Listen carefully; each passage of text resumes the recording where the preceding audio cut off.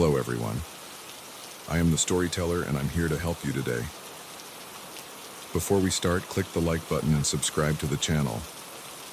Now let's begin. Get comfortable and relax. The first time the car passed me, I barely noticed it. The second time, I felt a twinge of unease. By the fifth time, my heart was pounding so hard I could barely hear the sound of my own ragged breathing. As I sat there in my broken-down sedan on that pitch-black stretch of highway, I realized with growing horror that I wasn't just stranded. I was being hunted.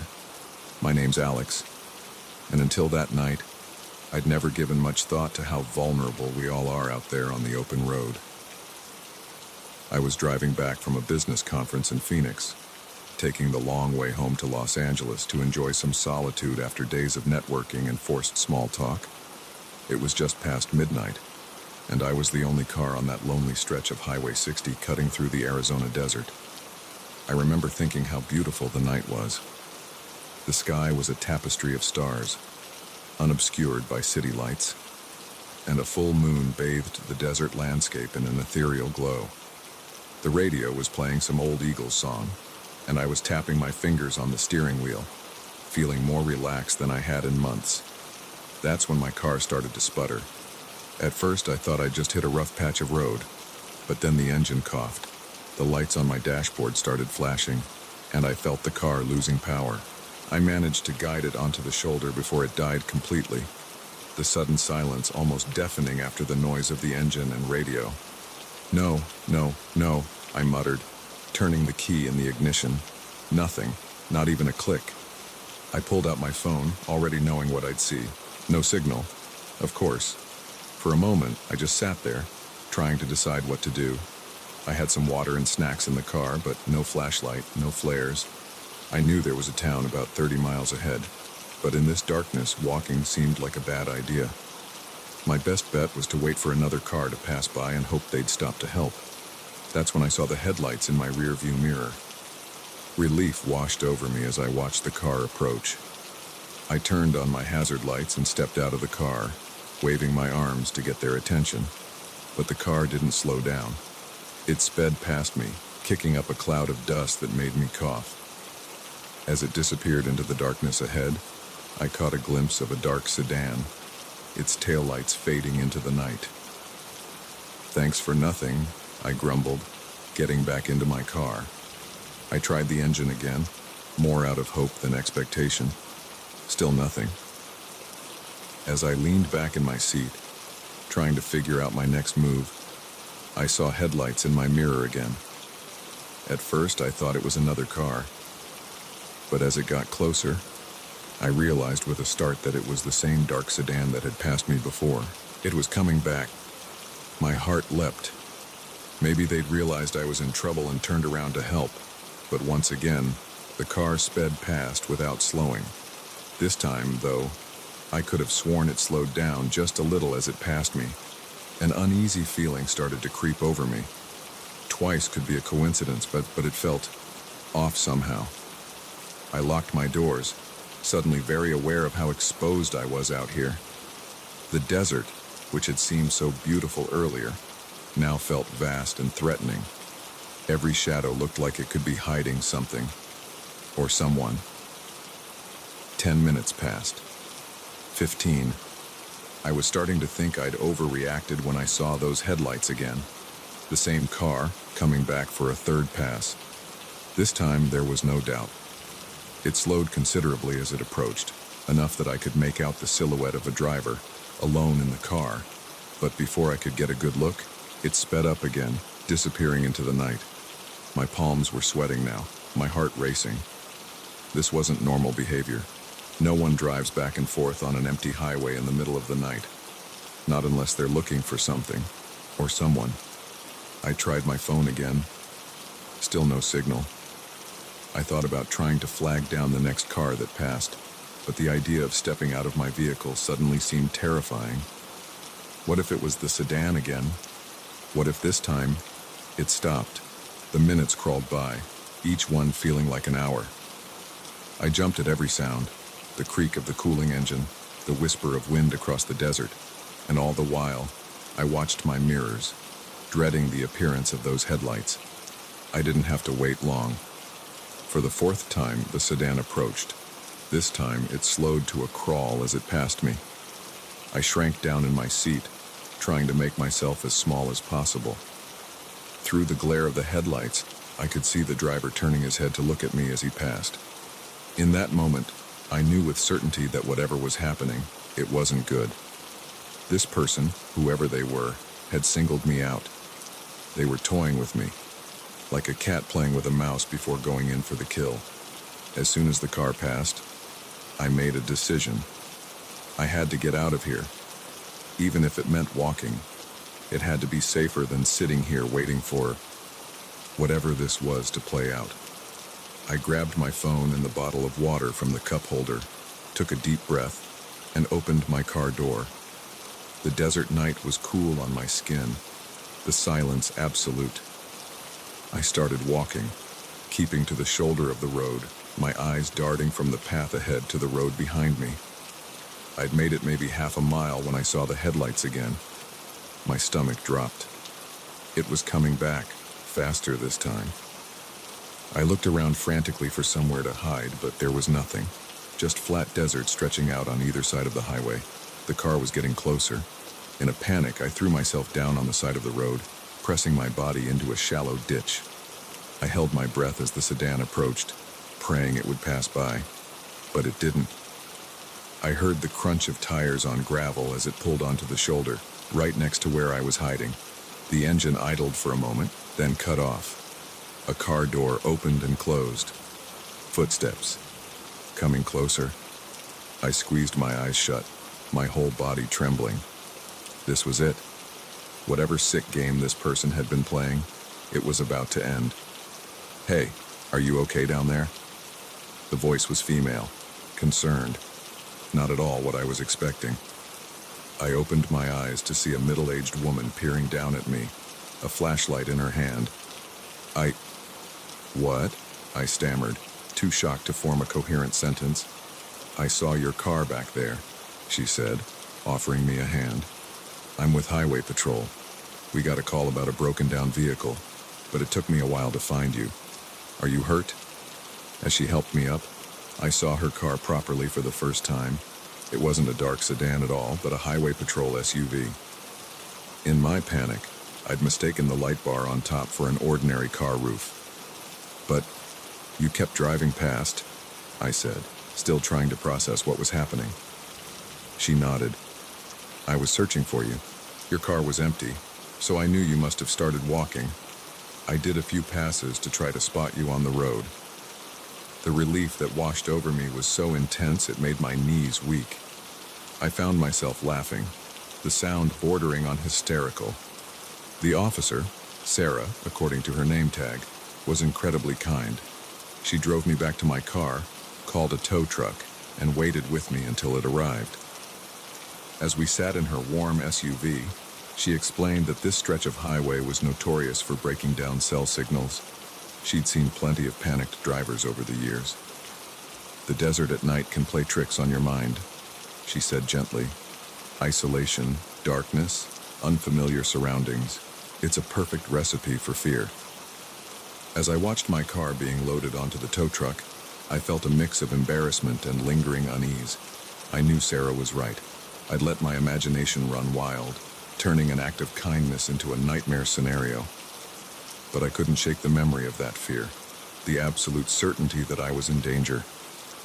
It's been months since that night, and I still think about it often.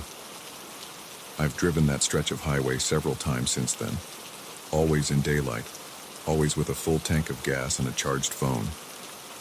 And each time, I say a silent thank you to Sarah, the Highway Patrol officer who unknowingly saved me from my own fears. But sometimes on dark nights when I'm driving alone, I still check my rearview mirror a little more often than necessary. Because the truth is, you never know what's out there on those long, lonely roads. And sometimes, the greatest danger isn't what's lurking in the shadows. It's the shadows our own minds create.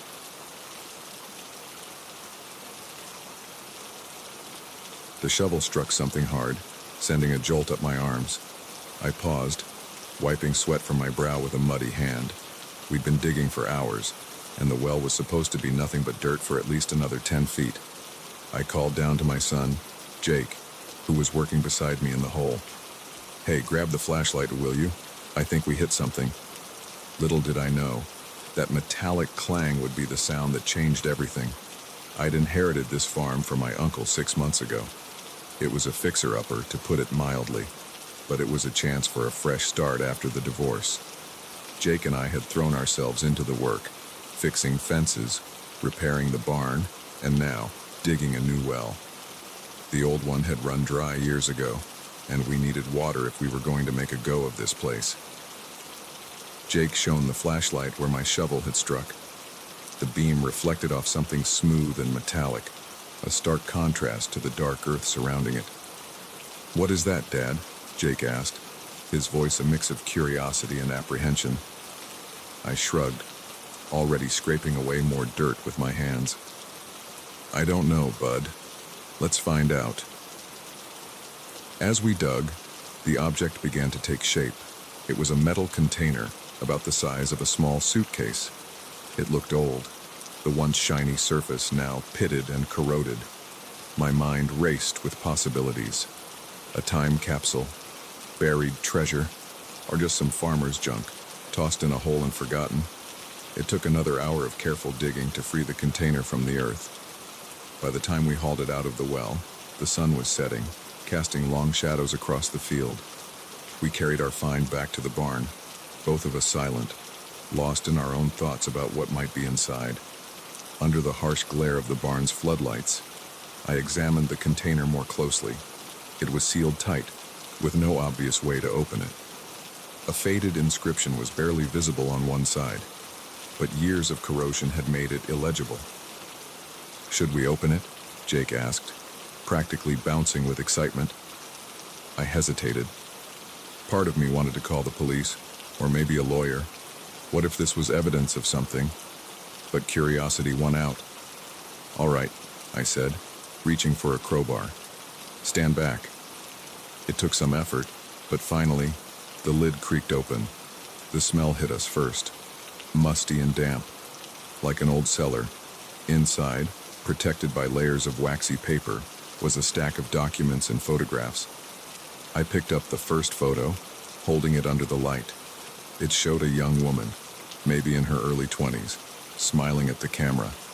The picture was old, probably from the 1960s, judging by her hairstyle and clothes.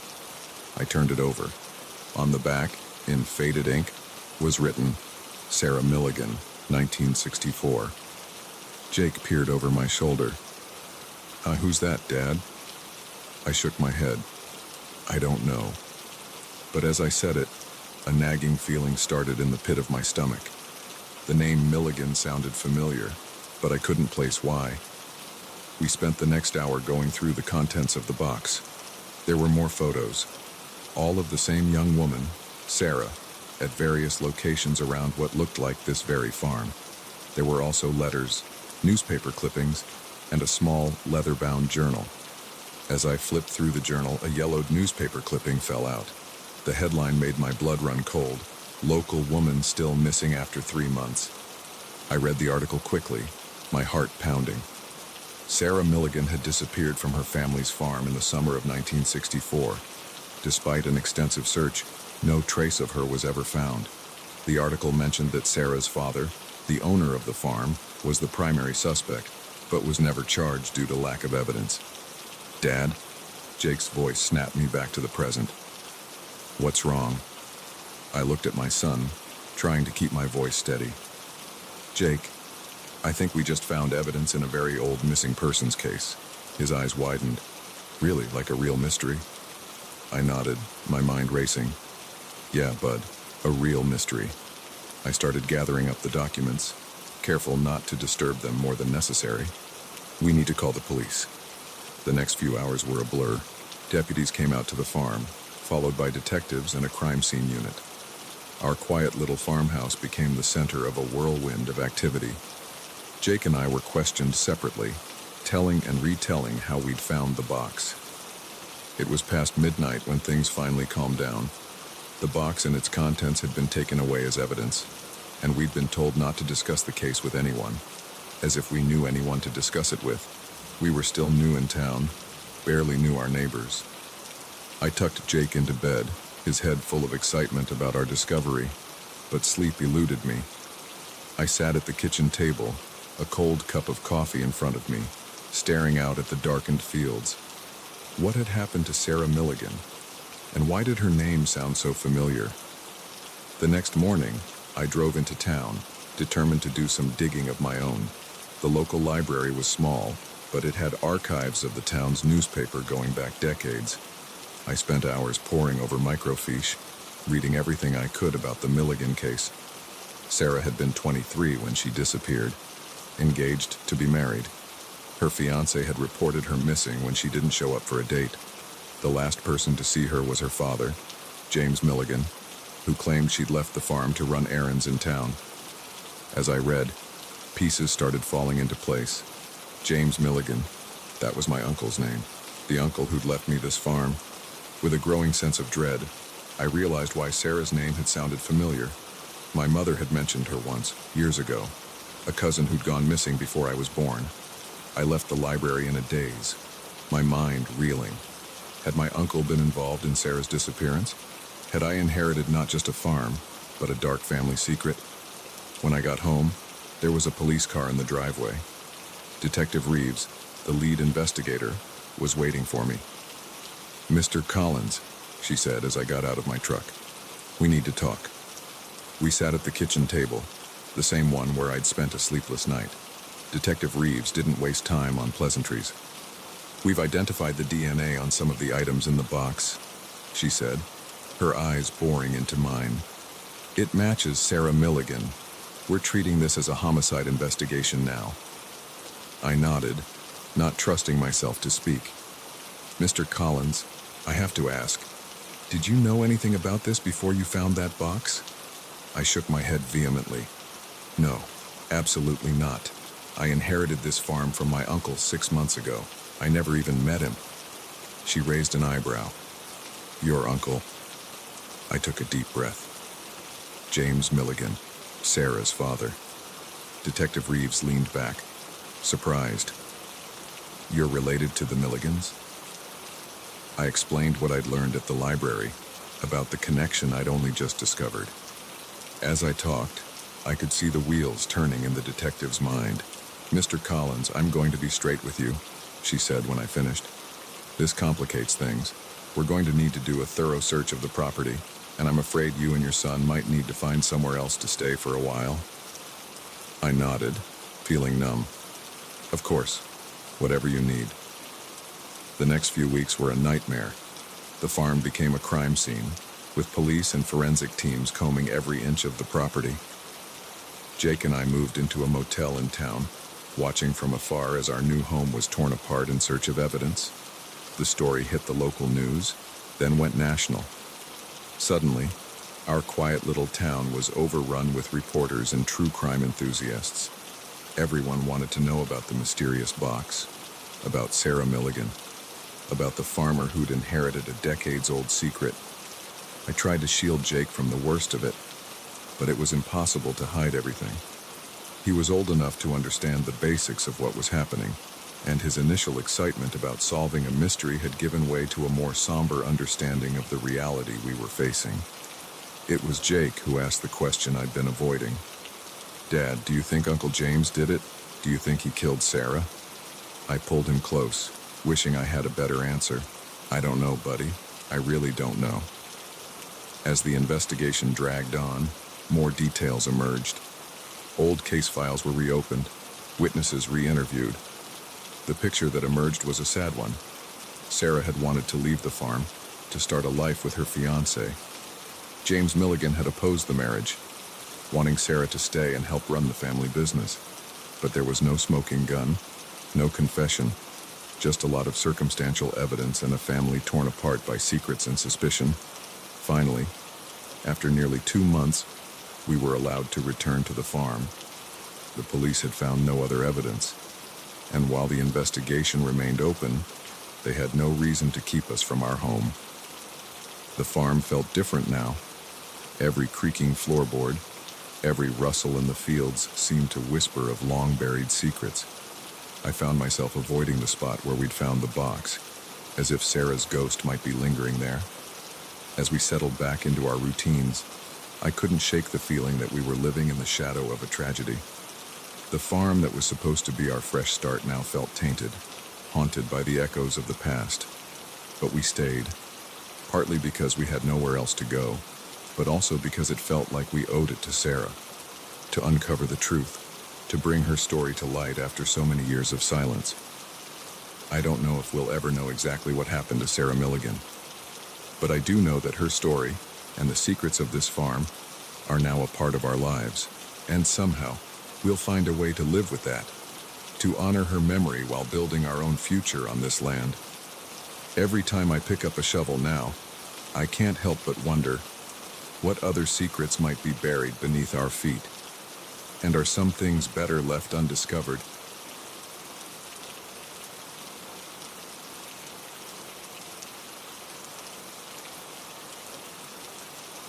The first time I saw the blue sedan, I thought nothing of it. By the third time, my palms were sweating on the steering wheel. By the fifth, I was fighting the urge to scream. What had started as a carefree road trip with my girlfriend had turned into a nightmare, with every mile bringing us closer to a confrontation I knew we couldn't avoid. As I checked the rearview mirror for the 100th time, seeing those now familiar headlights, I realized with chilling certainty that our past had caught up with us, and it was driving a blue sedan. My name's Alex, and until 3 days ago I thought I knew what fear was. I'd been scared before. Who hasn't? But true terror, the kind that seeps into your bones and turns your world upside down, that was new. And it all started with a car that just wouldn't go away. Mia and I had been planning this cross-country road trip for months. Both of us were burned out from our jobs in New York, and we needed a break. The plan was simple: drive from New York to California, taking our time, seeing the sights, and reconnecting with each other away from the stress of the city. The first 2 days were perfect. We sang along to cheesy pop songs, ate too much junk food at roadside diners, and marveled at how big and beautiful the country really was. We were somewhere in the middle of Ohio when I first noticed the blue sedan. It was just a glimpse in my rearview mirror. A nondescript car, maybe a Toyota or Honda, a few cars behind us on the highway. I didn't think anything of it at the time. Why would I? It was just another car on a busy highway. But then we stopped for gas about an hour later, and I saw it pull into a pump across from us. Again, I didn't really register it. Lots of people need gas, right? It wasn't until we stopped for lunch at a diner in the middle of nowhere, Indiana, that the first inkling of unease crept in. As we were leaving, I saw that same blue car pull into the parking lot. The windows were tinted, so I couldn't see the driver, but something about it made the hair on the back of my neck stand up. I mentioned it to Mia as we got back on the road. "Hey, does that blue car look familiar to you?" She glanced back, then shrugged. "Maybe. It's a pretty common car, though. Probably just a coincidence." I tried to believe her, but I couldn't shake the feeling that something was off. I started paying more attention, watching for the car in my mirrors, and sure enough, it was always there, a few cars back, never getting too close but never falling too far behind. By the time we crossed into Illinois, I was certain we were being followed.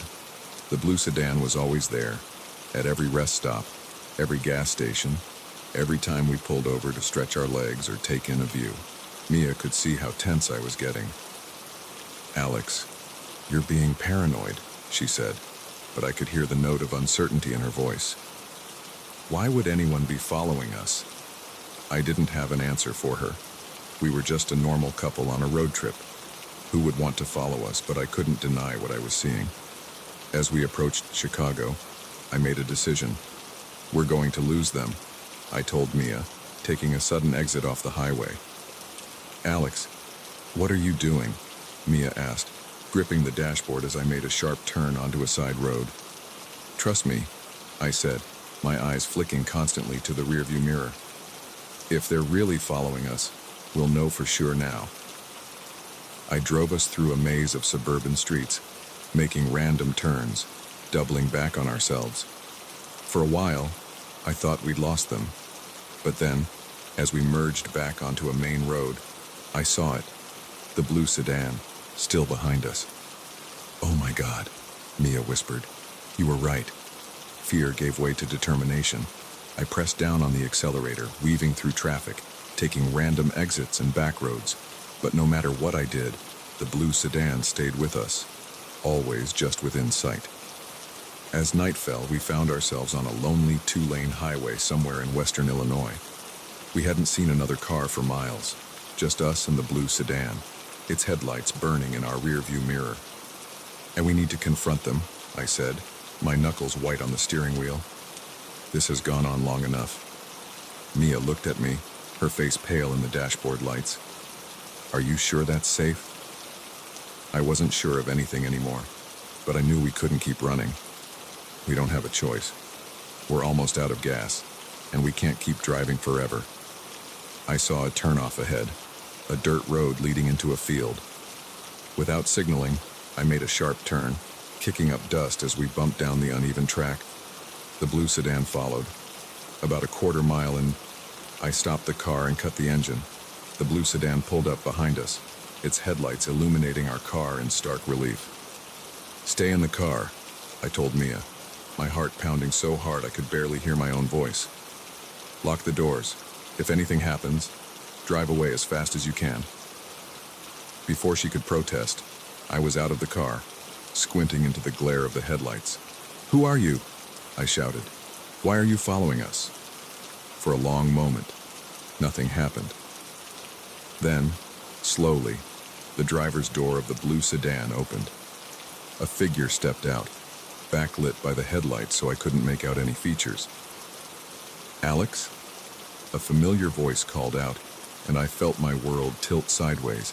"Is that really you?" As the figure stepped forward, I felt my legs go weak. It was a face I hadn't seen in 5 years, a face I never expected to see again. "Dad?" I whispered. The man who had abandoned my mother and me when I was 17 stood before me, older and grayer, but unmistakably my father. "What are you doing here?" I asked, my voice shaking with a mix of emotions I couldn't even begin to untangle. "Why have you been following us?" He took another step forward, his hands raised as if to show he meant no harm. "I saw you, in Ohio." I couldn't believe it at first. "I've been trying to work up the courage to talk to you." I heard Mia's door open behind me. "Alex, what's going on?" My father's eyes flickered to her, then back to me. "Is this your girlfriend?"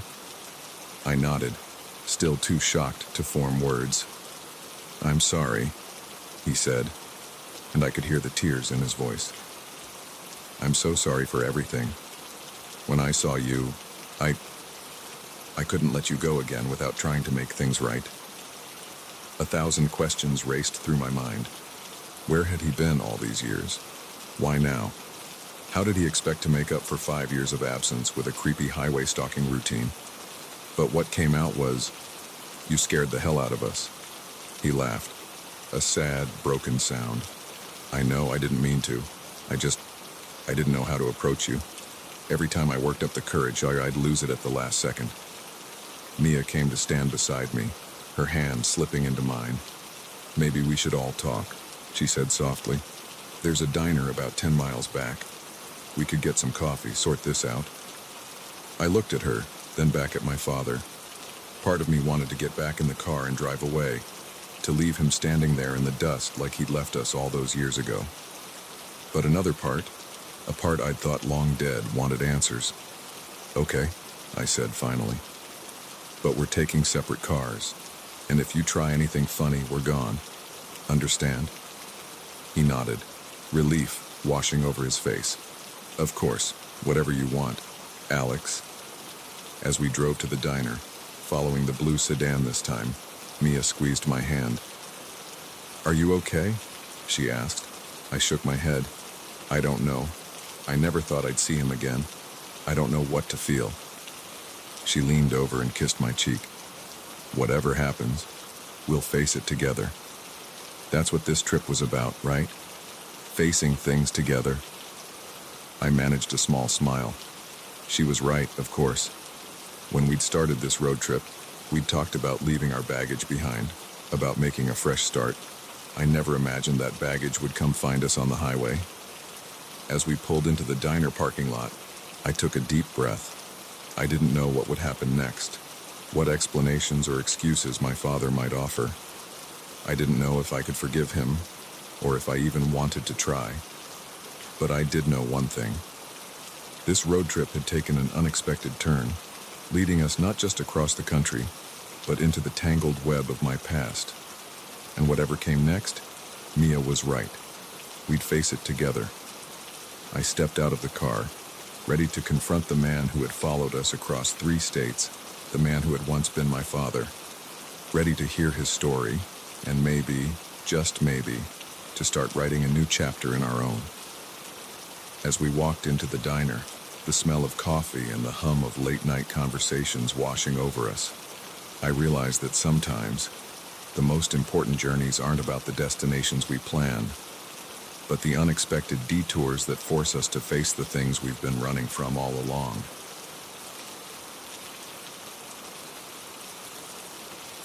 The last time I saw Eliza Thompson, she was laughing. It's an image seared into my memory, her head thrown back, long dark hair catching the golden light of the sunset, the sound of her joy carried away by the sea breeze. I didn't know then that it would be the last time I'd ever see her, that in less than 12 hours, she would vanish without a trace, leaving behind nothing but questions and a growing sense of dread that threatened to swallow us all. I'm getting ahead of myself. Let me start at the beginning. My name is Michael Chen, and I was a security officer aboard the Emerald Princess, a luxury cruise ship making its way through the Caribbean. It was my 3rd year on the job, and I thought I'd seen it all. Drunken brawls, petty theft, the occasional medical emergency, nothing I couldn't handle. But Eliza's disappearance, that was something else entirely. It started like any other day at sea. I began my shift at 6 a.m., making my rounds through the ship's corridors and public areas. Everything was quiet, most passengers still asleep in their cabins. As I passed by the ship's grand atrium, I nodded to Eliza, who was just finishing up her night shift at the reception desk. "Morning, Michael," she said, stifling a yawn. "Anything exciting planned for today?" I shrugged. "Just the usual. You should get some rest. You look beat." She laughed, gathering her things. "Oh, I will. But first, I'm going to watch the sunrise from my favorite spot on the upper deck. Want to join me?" I hesitated. I was on duty, but it was a quiet morning. "Sure, why not? I could use some fresh air." We made our way to a secluded spot on deck 16, leaning against the railing as the sky slowly lightened. Eliza closed her eyes, breathing in the salty air. "I love this," she said softly. "No matter how many cruises I work, this never gets old." I watched her out of the corner of my eye, struck by how peaceful she looked. We'd become friends over the past few months, sharing meals in the crew mess and swapping stories during our off hours. But in that moment, I realized there was still so much I didn't know about her. "How long have you been working on cruise ships?" I asked. She opened her eyes, a wistful smile playing on her lips. 5 years now. It was supposed to be just a gap year thing after college, but I fell in love with it. The travel, the people, the sense of adventure. I nodded, understanding completely.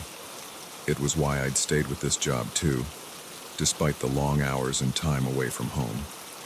We chatted for a while longer as the sun crept above the horizon, painting the sky in brilliant oranges and pinks. Finally, Eliza yawned again. "I should really get some sleep," she said. "Thanks for the company, Michael. See you later." I nodded, watching as she walked away. It was the last time I would see her alive. The rest of my shift passed uneventfully. It wasn't until that evening, during the nightly staff meeting, that I realized something was wrong. Eliza wasn't there. "Has anyone seen Thompson?" Our supervisor, Rita, asked, frowning at her clipboard. She was supposed to start her shift an hour ago. Murmurs of confusion rippled through the room. It wasn't like Eliza to be late, let alone miss a shift entirely. "I saw her this morning," I offered. "She was heading to her cabin to sleep after the night shift." Rita's frown deepened. "Can you go check on her? Make sure she's all right." I nodded, an uneasy feeling settling in my stomach as I made my way to the crew quarters. I knocked on Eliza's door, calling her name. No response. I used my master key to enter, half expecting to find her sound asleep. The cabin was empty. The bed was made, looking like it hadn't been slept in. Eliza's uniform for the evening shift was laid out neatly on a chair. Her phone was on the nightstand, its screen dark. I radioed Rita. "She's not here. The cabin looks untouched since this morning." There was a long pause before Rita responded. "Initiate search protocol. Now." The next few hours were a blur of activity. We combed every inch of the ship, from the engine room to the uppermost decks. We reviewed security footage, interviewed crew members and passengers, but there was no sign of Eliza. The last confirmed sighting of her was on the security camera outside her cabin at 7:12 a.m. The footage showed her entering her room, closing the door behind her, and then nothing. No footage of her leaving, no sign of disturbance. It was as if she had simply vanished into thin air. As the night wore on and our search turned up nothing, the atmosphere on the ship grew tense. Passengers began to notice the increased security presence, whispering among themselves. Rumors started to spread. By morning, we had to face facts. We had a missing person on our hands. The captain made an announcement, asking for any information about Eliza's whereabouts. Her picture was displayed on screens throughout the ship. We contacted the nearest port authorities and the cruise line's head office. A Coast Guard search was initiated, though we all knew the chances of finding someone in the vast expanse of the Caribbean were slim to none. I couldn't shake the feeling that I was somehow responsible. If only I'd walked her to her cabin that morning. If only I'd checked on her sooner. The image of her laughing in the sunrise haunted me. As the investigation ramped up, I found myself recounting every detail of my last interaction with Eliza to a stern-faced detective from the ship's security team. "Did she seem nervous? Distracted? Did she mention any plans for the day?" he asked. I shook my head. "No, she seemed happy, relaxed. She was looking forward to getting some sleep." The detective's eyes narrowed. "And you're sure she went into her cabin?" "Yes," I said, for what felt like the 100th time. "The security footage confirms it." He nodded, making a note in his file. "And there's no way she could have left without being seen on camera." I hesitated. It shouldn't be possible. The corridor outside the crew cabins is monitored 24/7. But as I said it, a chill ran down my spine. Because if it wasn't possible, then how had it happened? Days passed, and the mystery only deepened. Eliza's cabin was thoroughly searched, revealing nothing out of the ordinary. Her passport, wallet, and all personal belongings were accounted for. There were no signs of a struggle, no evidence of foul play. Theories abounded among the crew and passengers alike. Some believed she had somehow fallen overboard, though how she could have done so without anyone noticing was unclear. Others whispered about suicide, but those who knew Eliza dismissed this outright. She had been happy, with no signs of depression or distress. The most disturbing theory, the one that kept me awake at night, was that someone on the ship was responsible for her disappearance. The thought that one of our passengers or crew members could be a killer walking among us was almost too horrifying to contemplate. As the days turned into weeks, the investigation hit dead end after dead end. The ship completed its scheduled cruise and returned to port, where more intensive forensic work could be done. But even with the full resources of law enforcement brought to bear, no new leads emerged. Eliza's family flew in, their faces drawn with worry and grief. I watched from a distance as they were briefed by the investigators, saw the mother collapse into sobs as the reality of the situation sunk in. I wanted to approach them, to offer some words of comfort, but what could I possibly say? In the end, the Emerald Princess set sail again with a new crew member taking Eliza's place at the reception desk. Life on board returned to normal, or a semblance of it. But for those of us who had known her, who had searched for her, who had been left behind with nothing but questions, things would never be the same. I stayed on with the cruise line, unable to leave while Eliza's fate remained unknown. Each new port brought a flicker of hope that some clue would surface, that someone somewhere might have seen something. But as months passed with no new information, that hope began to fade. Sometimes, in the quiet hours of the night, I find myself on deck 16, staring out at the endless expanse of the sea. I think about Eliza, about her laugh, about the way she loved watching the sunrise. I wonder where she is, if she's still out there somewhere. And I can't help but feel that the ocean knows the truth, holding its secrets in its unfathomable depths. The disappearance of Eliza Thompson remains an unsolved mystery, a ghost story whispered among cruise ship crews. For me, it's a constant reminder of how fragile our sense of security can be, how easily a life can vanish without a trace. And every time I see a passenger enter their cabin, every time I watch a security camera feed, I can't help but wonder, could it happen again, in this floating city of steel and glass, surrounded by the vast, indifferent sea? Are any of us truly safe? The Emerald Princess sails on, carrying its cargo of vacationers and secrets. And somewhere out there, perhaps Eliza is still laughing, her voice carried away by the endless ocean breeze.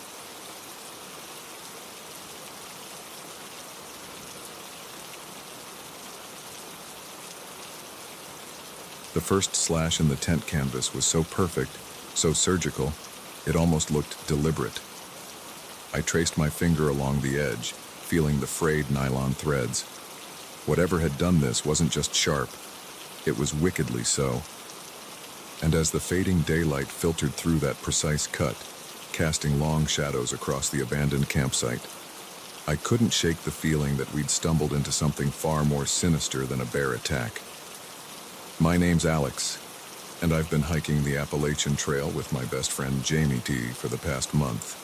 We're experienced backpackers, used to the challenges of long-distance trekking.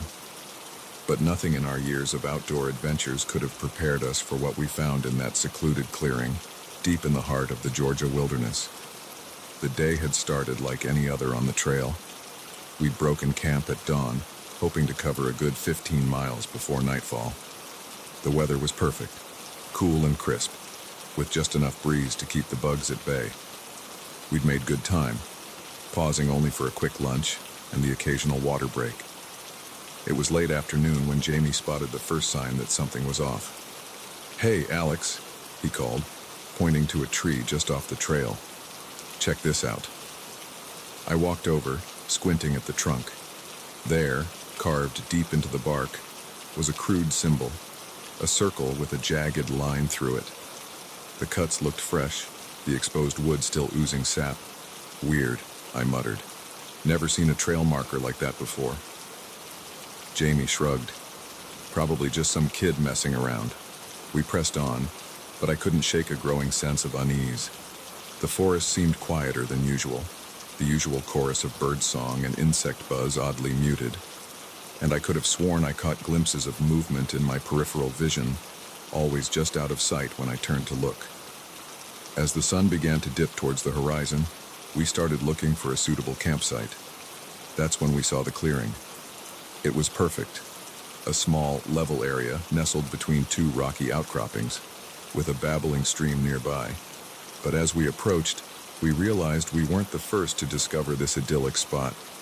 The remains of a campsite lay before us, looking for all the world like its occupants had vanished in the middle of their stay. A tent stood in the center, its door flap open and swaying gently in the breeze. A small cooking pot sat on a makeshift fire pit, the ashes long cold. Backpacks and sleeping bags were scattered around, as if their owners had fled in a hurry. Jamie and I exchanged glances. This wasn't normal. Even the messiest campers usually packed up before moving on. "Hello?" Jamie called out. "Anyone here?" His voice echoed through the clearing. met only by the soft gurgle of the stream and the rustle of leaves overhead. We approached cautiously.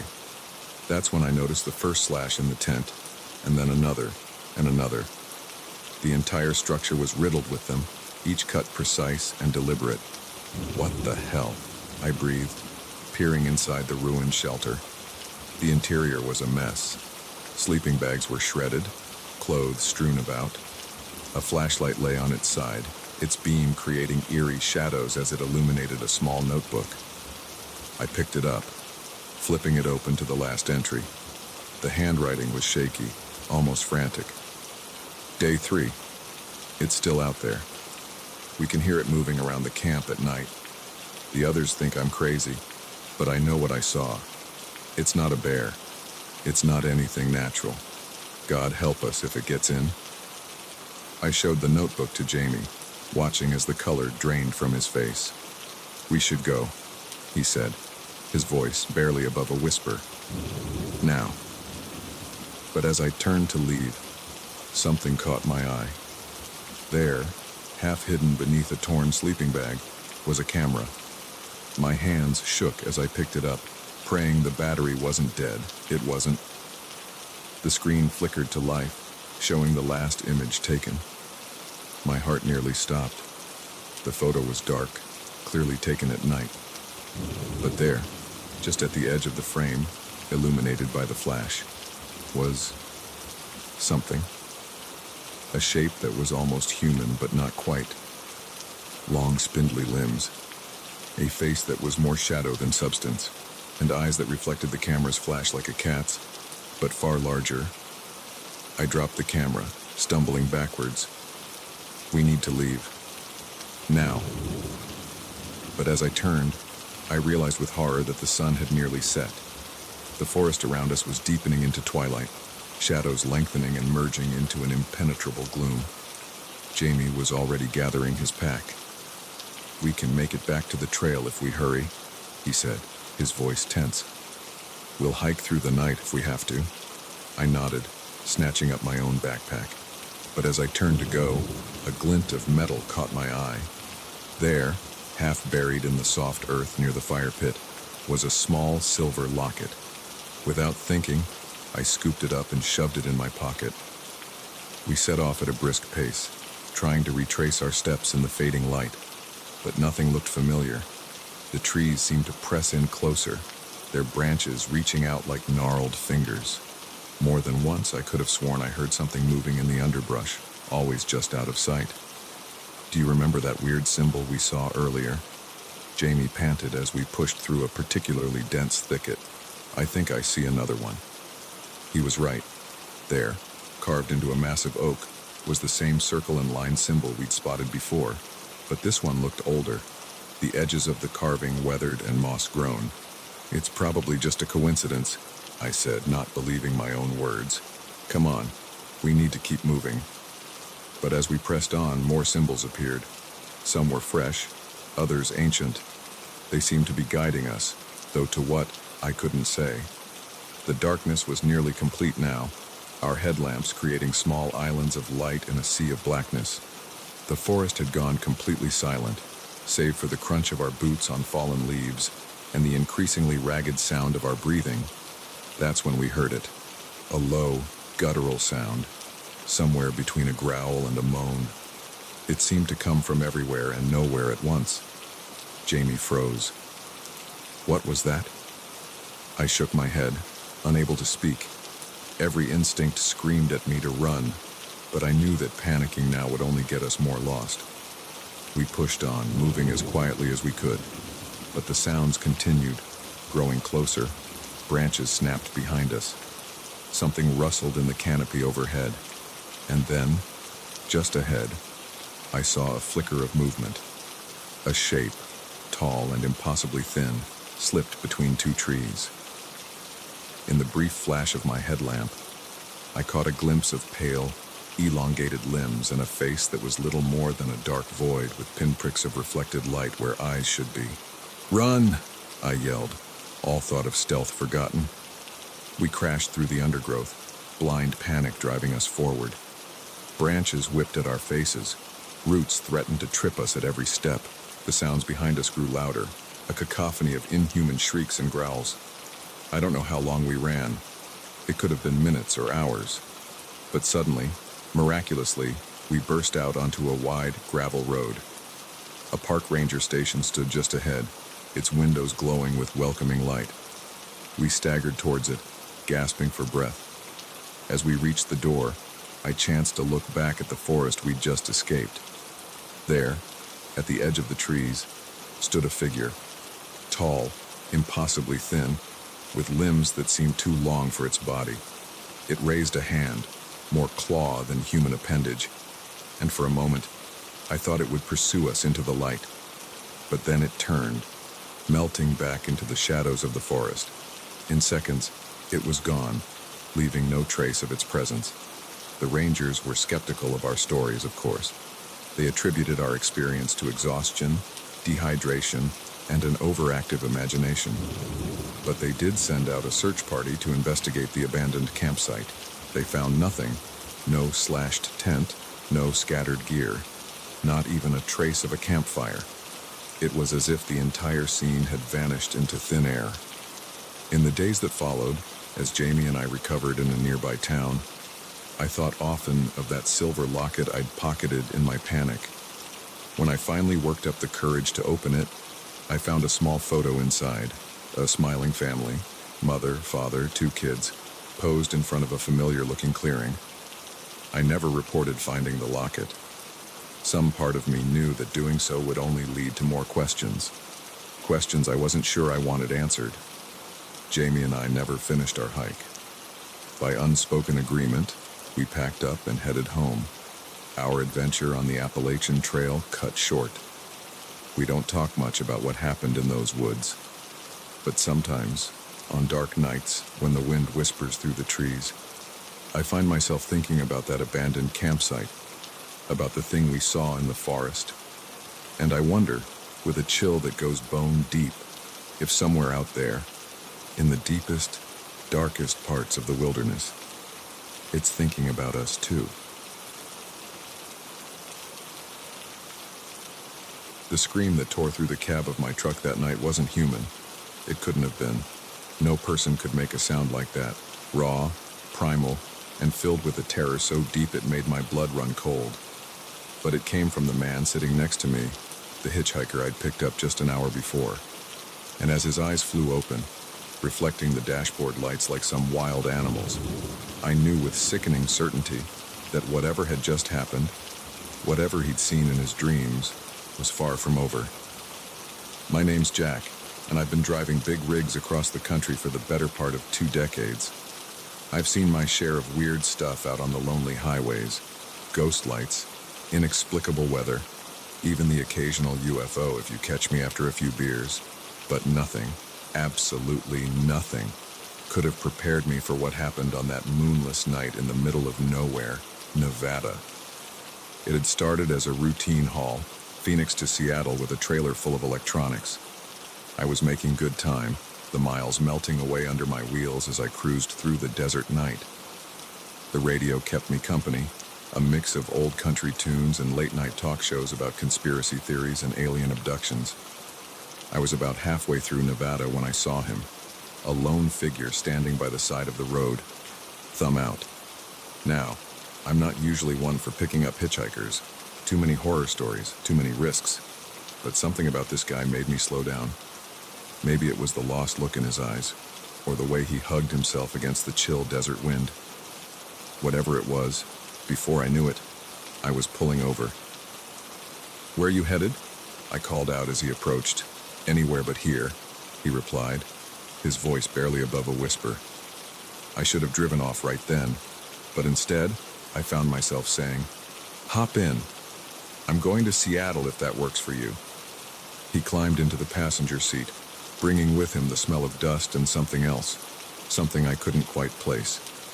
Up close, he looked young, maybe mid-20s, with shaggy brown hair and eyes that seemed to dart nervously around the cab. "I'm Jack," I said, pulling back onto the highway. "Mike," he replied, not meeting my gaze. "Thanks for the ride." We drove in silence for a while. The only sound the rumble of the engine and the whisper of tires on asphalt. I tried to make conversation a few times, but Mike's responses were monosyllabic at best. Eventually, I gave up, focusing on the road ahead. It was about an hour later when I noticed Mike had fallen asleep, his head lolling against the window. I turned the radio down a notch, not wanting to disturb him. That's when things started to get weird. It began with a twitch, just a small movement of his hand. Then his breathing changed, becoming rapid and shallow. His eyes started moving frantically behind closed lids and like he was in the depths of some intense dream. I was just about to wake him, worried he might be having some kind of fit, when he started muttering. At first, it was too low to make out, but it quickly grew louder. No, please, don't let it find me." A chill ran down my spine. His voice was filled with pure, unadulterated fear. "Hey, buddy," I said, reaching out to shake his shoulder. "Wake up, you're having a nightmare." But he didn't wake. Instead, his muttering grew more frantic, his body starting to thrash in the seat. "It's coming. Oh God, it's coming. Can't you see it? Can't you see its eyes?" And that's when he let out that scream, the one that made me nearly drive off the road. His eyes flew open, wild and unfocused, reflecting the green glow of the dashboard like some nocturnal animal. I managed to pull over, my heart pounding in my chest. Mike, snap out of it." He turned to look at me, but his eyes seemed to be seeing something else, something beyond me. "It followed me," he whispered, his voice hoarse from screaming. "Oh God, Jack, it followed me into the truck." I felt the hairs on the back of my neck stand up. "What followed you, Mike?" "There's nothing here but us." He shook his head violently. "You can't see it, but it's here. It's always here." His eyes darted around the cab, following something invisible. "We have to get out, now." Before I could stop him, he'd thrown open the passenger door and leapt out into the night. I cursed, fumbling with my seatbelt before following him. The desert night was cold and still, the only sound the tick of the cooling engine and Mike's ragged breathing. He stood a few feet from the truck, arms wrapped around himself, shaking like a leaf. "Mike," I said, approaching him slowly like you would a spooked animal. "What's going on? What do you think is following you?" He turned to me, his face pale in the truck's headlights. "I don't know what it is, but it's been after me for days, ever since I found that thing in the desert." "What thing?" I asked, a sick feeling growing in my gut. Mike reached into his pocket with a shaking hand, pulling out what looked like a small stone, but as he held it up, I realized it wasn't a stone at all. It was some kind of artifact, carved with intricate symbols I'd never seen before. In the harsh glare of the headlights, it seemed to shimmer and shift, as if the symbols were moving. "I found this out there," Mike said, gesturing vaguely at the dark expanse of desert around us. "In some kind of old ruin. I thought it might be worth something." He laughed bitterly. I didn't know it would wake it up." "Wake what up?" I asked, though I wasn't sure I wanted to know the answer. Mike's eyes met mine, filled with a terror that made my blood run cold. The thing that lives in the spaces between, the thing that hunts in dreams, it wants this back. He held up the artifact, and it wants me for taking it. I wanted to tell him he was crazy, that he'd just had a nightmare, that there was no monster hunting him. But the conviction in his voice, the raw fear in his eyes, it was impossible to dismiss. "Okay," I said, trying to keep my voice calm. "Okay, so why don't we just give it back? Throw that thing away and be done with it." Mike shook his head frantically. "I've tried. It doesn't work like that. It's like it's attached to me now. The only way to get rid of it is to pass it on to someone else, to make them take it." A chill ran down my spine as I realized what he was saying. "That's why you were hitchhiking. You were trying to give it to someone else." He nodded, tears streaming down his face. "I'm sorry. I'm so sorry. I didn't want to, but I can't take it anymore. The dreams, The visions, it's driving me insane. I took a step back, suddenly very aware of how isolated we were out here in the desert night. Mike, I won't take that thing. Please, he begged, holding out the artifact. Please, I can't do this anymore. Just take it. You'll see, you'll understand. For a moment, I was tempted. The artifact seemed to call to me, the symbols swirling in a mesmerizing dance. But then I shook my head, snapping out of it. No, I said firmly. I won't do it, Mike, but I'll help you. We'll figure this out together, okay? There's got to be a way to get rid of that thing without passing it on. Mike stared at me for a long moment, his expression unreadable. Then, slowly, he nodded. Okay, he whispered. Okay, we'll try. We got back in the truck, the artifact safely wrapped in a cloth and stowed in the glove compartment. As we pulled back onto the highway, I couldn't shake the feeling that something had changed. The night seemed darker, the shadows deeper, and more than once, I could have sworn I saw something moving just at the edge of my headlights, something tall and thin with too many limbs. I don't know what happened to Mike after I dropped him off in Reno. He said he was going to find an expert, someone who could help him get rid of the artifact for good. I gave him my number, made him promise to call and let me know he was okay. It's been 3 months and I haven't heard from him. Sometimes on long night drives through the desert, I find myself scanning the side of the road, half expecting to see him standing there, thumb out. And sometimes, in the moments between sleeping and waking, I see shapes in the shadows of my room. Tall, twisted shapes with too many eyes. I tell myself it's just my imagination, just the lingering effects of that strange night. But deep down, I know the truth. Whatever was hunting Mike that night, whatever lived in his dreams, it's out there still, waiting, watching. And sometimes, when the night is darkest and the road stretches endlessly before me, I can't shake the feeling that it's watching me too.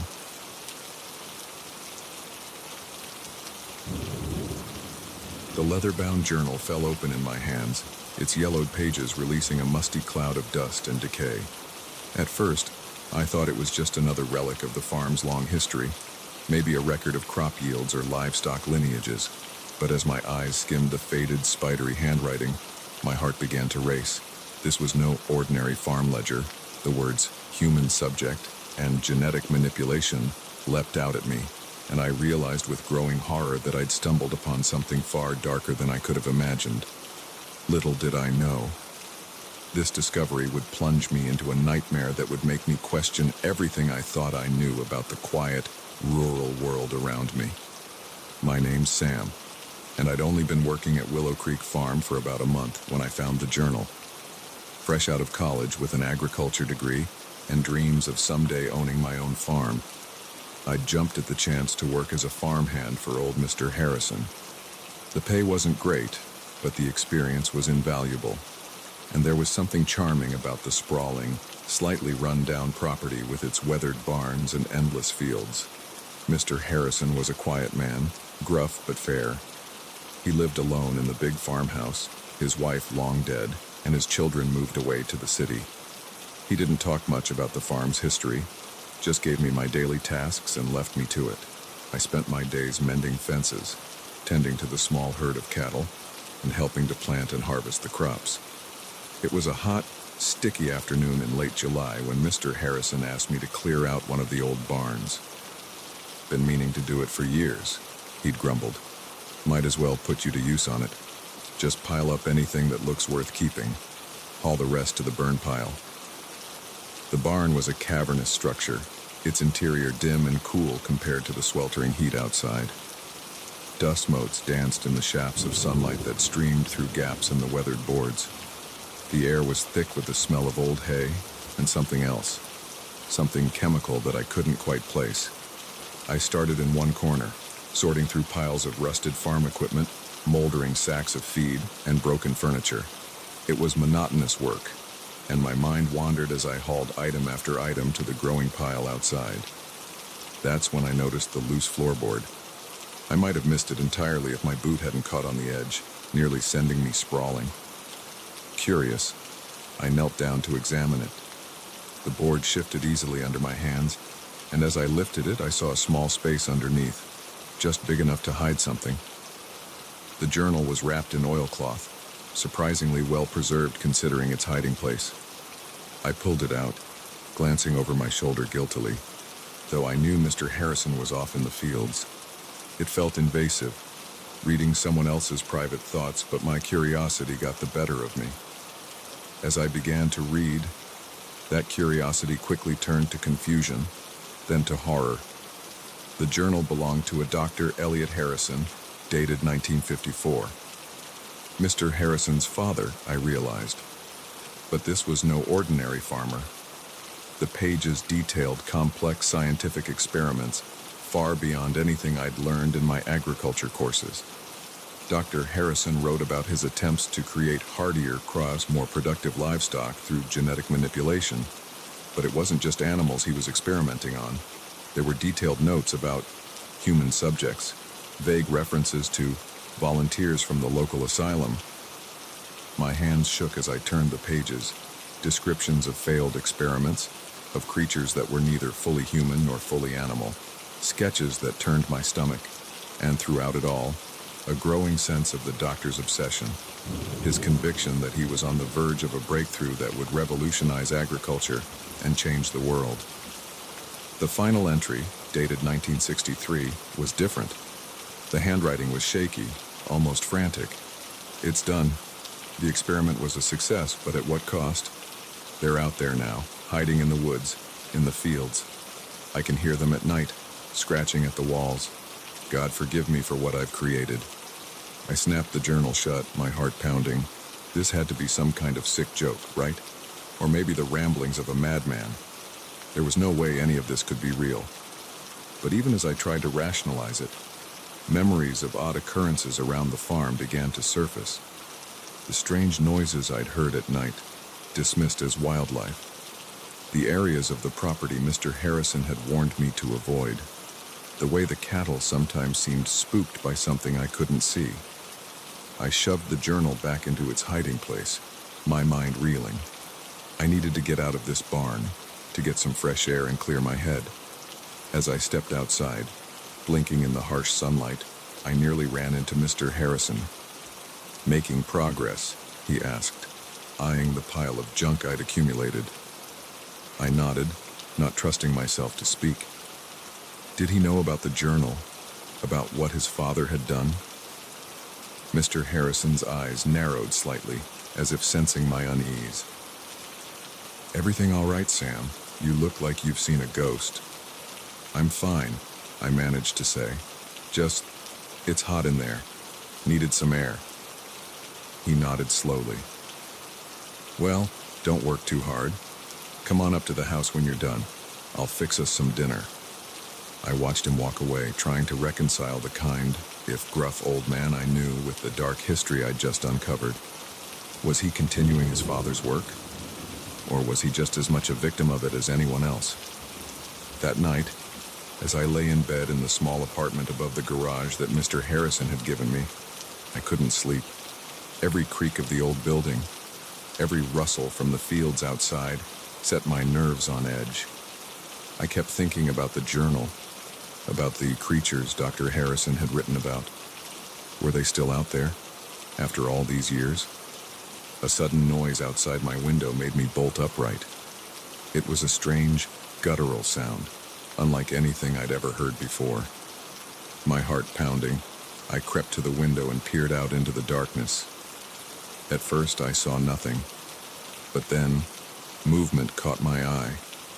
Something was moving in the field beyond the barn. Something large, and definitely not a cow. Its movements were jerky, unnatural, and then it turned, and I caught a glimpse of its face in the moonlight. I stumbled back from the window, biting back a scream.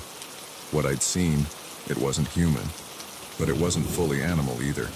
It was something in between, something that should not exist. I spent the rest of the night huddled in my bed, every muscle tense. listening to the sounds of movement outside. When dawn finally broke, I was exhausted but relieved.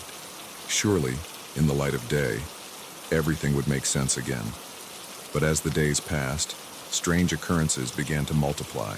Tools would go missing, only to turn up in odd places.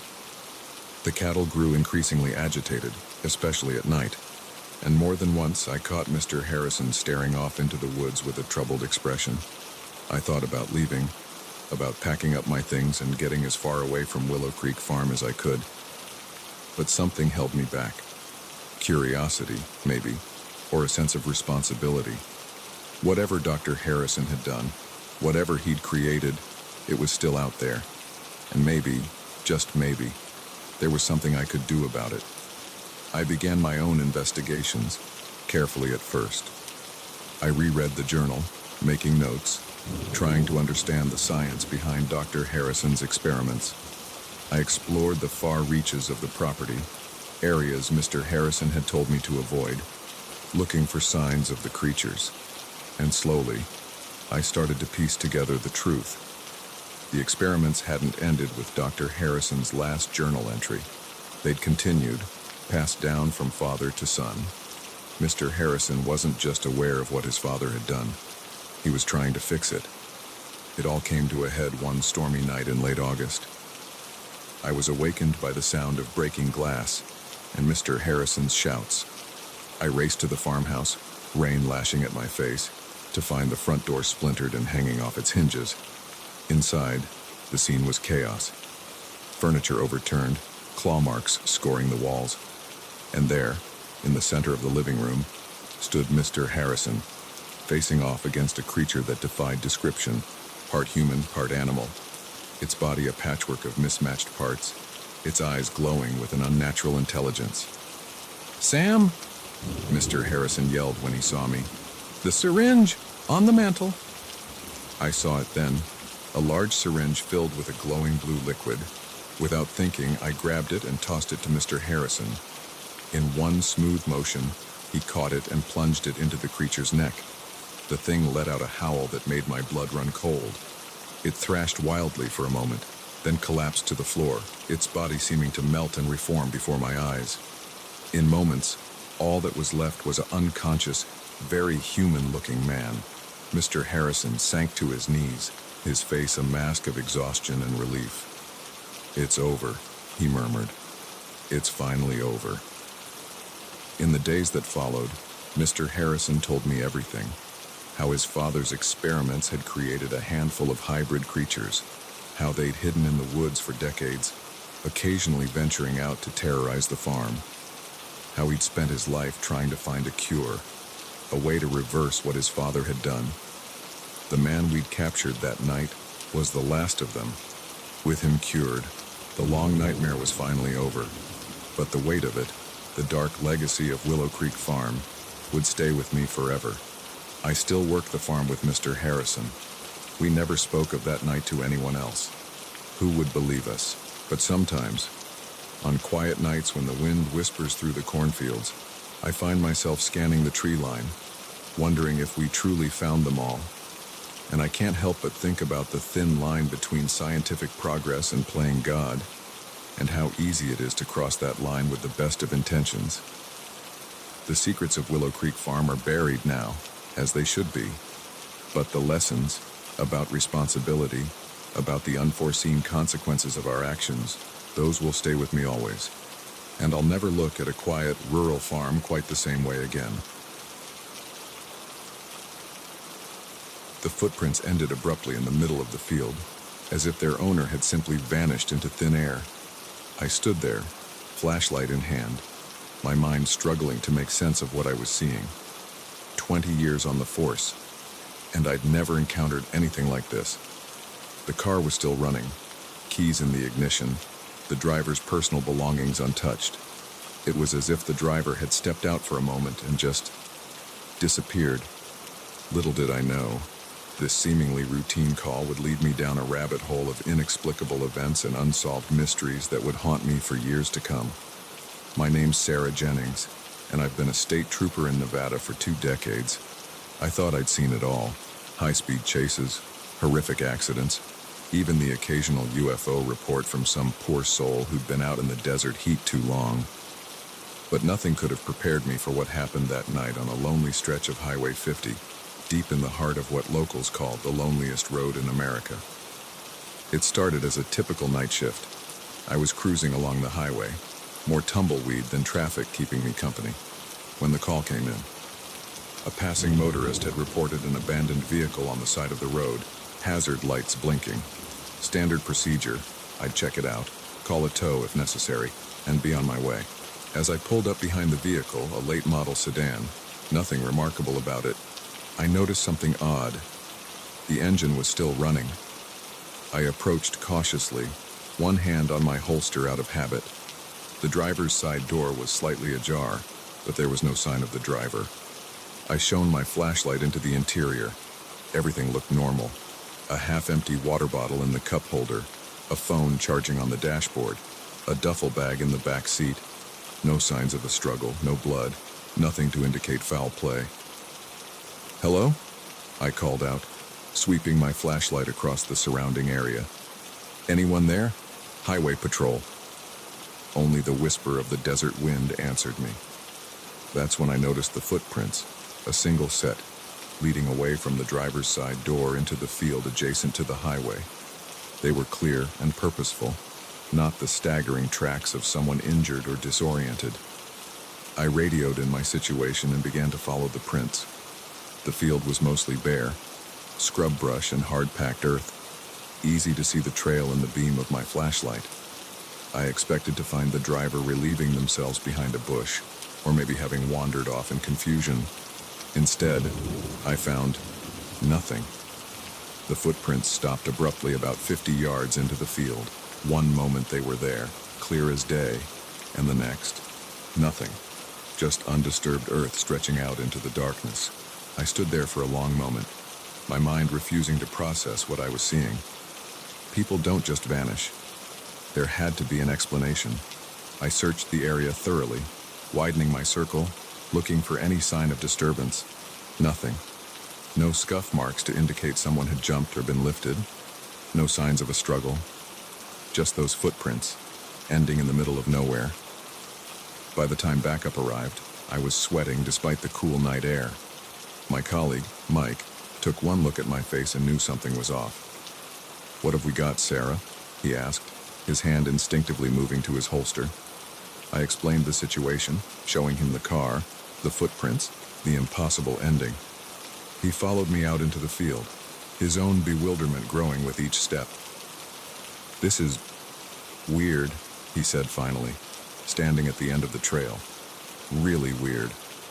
We called in forensics, had the area cordoned off.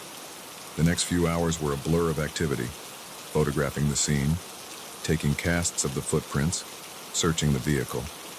The driver was identified as one David Chen, 37, a software engineer from San Francisco.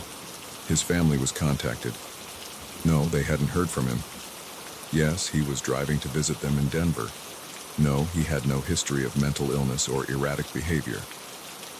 As dawn broke, casting long shadows across the field, and we were no closer to an explanation. David Chen had simply vanished, leaving behind a running car and a set of footprints that led nowhere. In the days that followed, the investigation intensified. Search parties combed the area. Helicopters with thermal imaging scanned for miles around. David's phone records, bank statements, and internet history were scrutinized. Missing persons bulletins were issued across multiple states. Nothing. Not a single clue as to what had happened to David Chen. Theories abounded, each more outlandish than the last. Some suggested he'd been abducted, by criminals, by a cult, by aliens. Others proposed he'd staged his own disappearance. There was talk of secret government experiments, of portals to other dimensions. I tried to stay grounded, to focus on the facts. But the more I dug into the case, the stranger things became. A week after David's disappearance, I received an anonymous tip. The caller, a trembling voice disguised by some kind of modulator, told me to look into something called the Highway of Tears. At first, I dismissed it as another crackpot lead, but something about the caller's urgency stuck with me. That night, unable to sleep, I started researching. What I found chilled me to the bone. The highway of tears, it turned out, wasn't just one highway. It was a phenomenon reported across multiple states, even multiple countries. Lonely stretches of road where people had vanished without a trace, often leaving behind vehicles in perfect working order. In some cases, there were reports of strange lights in the sky. In others, witnesses described a feeling of lost time, of the world around them seeming to shift and change. The deeper I dug, the more cases I found that mirrored David's. A woman in Alaska whose car was found running, her purse still on the seat, footprints leading into the snow before suddenly stopping. A truck driver in Australia who vanished while making a routine delivery, his rig discovered idling on the side of the outback highway. I began to compile a file, cross-referencing cases, looking for patterns. Most of the disappearances happened at night. Many occurred in remote areas. In several cases, witnesses reported electronic malfunctions, radios cutting out, phones losing signal, just before the disappearances. As my off-duty hours became consumed by this research, I could feel myself changing. I became jumpy, paranoid. Every time I patrolled that stretch of Highway 50, I found myself scanning the horizon, half expecting to see strange lights or shadowy figures.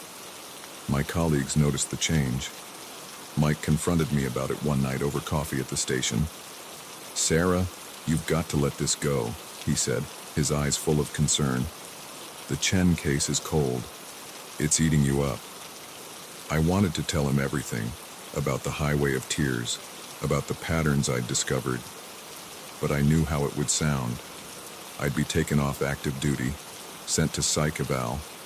So I nodded, promised to take some time off, to get my head straight, but I couldn't let it go. The next night, I found myself back on Highway 50, off duty, my personal vehicle loaded with cameras and scanning equipment I'd borrowed from a friend in the UFO watching community. I don't know what I expected to find. Proof, maybe. Something to make sense of the senseless, to explain the inexplicable.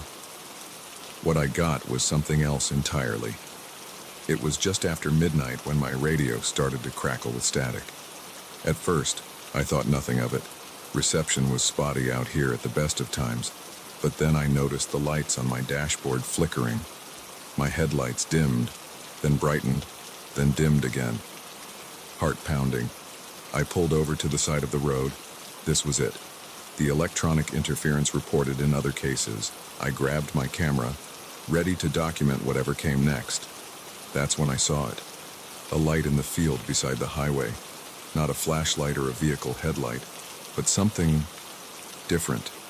It pulsed with a soft, bluish glow, hovering about 6 feet off the ground. I stepped out of my car, camera forgotten in my hand. The light seemed to beckon to me, pulling me forward. I took one step, then another. Somewhere in the back of my mind, a voice was screaming at me to stop, to get back in the car, to drive away as fast as I could. But it was drowned out by an overwhelming sense of curiosity, of longing. I had to know what the light was, had to understand. I don't know how long I walked. Time seemed to lose all meaning. The light stayed just ahead of me, always just out of reach. I was vaguely aware of my feet moving, of the brush scraping against my legs. And then, suddenly, the light was gone. I blinked, disoriented, the spell broken. I found myself standing in the middle of the field, no idea how far I'd come. I turned back toward the highway, expecting to see my car's headlights. There was nothing. No car, no highway. Just empty desert stretching out in all directions, silvered by the light of a moon I didn't remember seeing earlier. Panic set in. I spun around trying to get my bearings. That's when I saw them. Footprints in the dirt. My footprints, leading to where I stood. And beyond them, another set of prints. Familiar prints that I'd seen once before, ending abruptly in the middle of nowhere. I stood there, my mind reeling, as the full weight of my situation crashed down upon me. I understood now. I was no longer the investigator. I had become part of the mystery. As the first light of dawn began to creep across the horizon, I made a decision. I would follow those footprints, David Chen's footprints. Whatever had happened to him, whatever lay beyond that impossible ending, I would find out. I took a deep breath, steeling myself for whatever came next. Then I stepped forward, leaving my own trail of footprints in the desert sand. Somewhere out there, in the vast emptiness of the Nevada desert, there's an abandoned car with its engine still running, and a set of footprints leading nowhere. The highway of tears had claimed another victim, and I had become just another unsolved mystery on the loneliest road in America.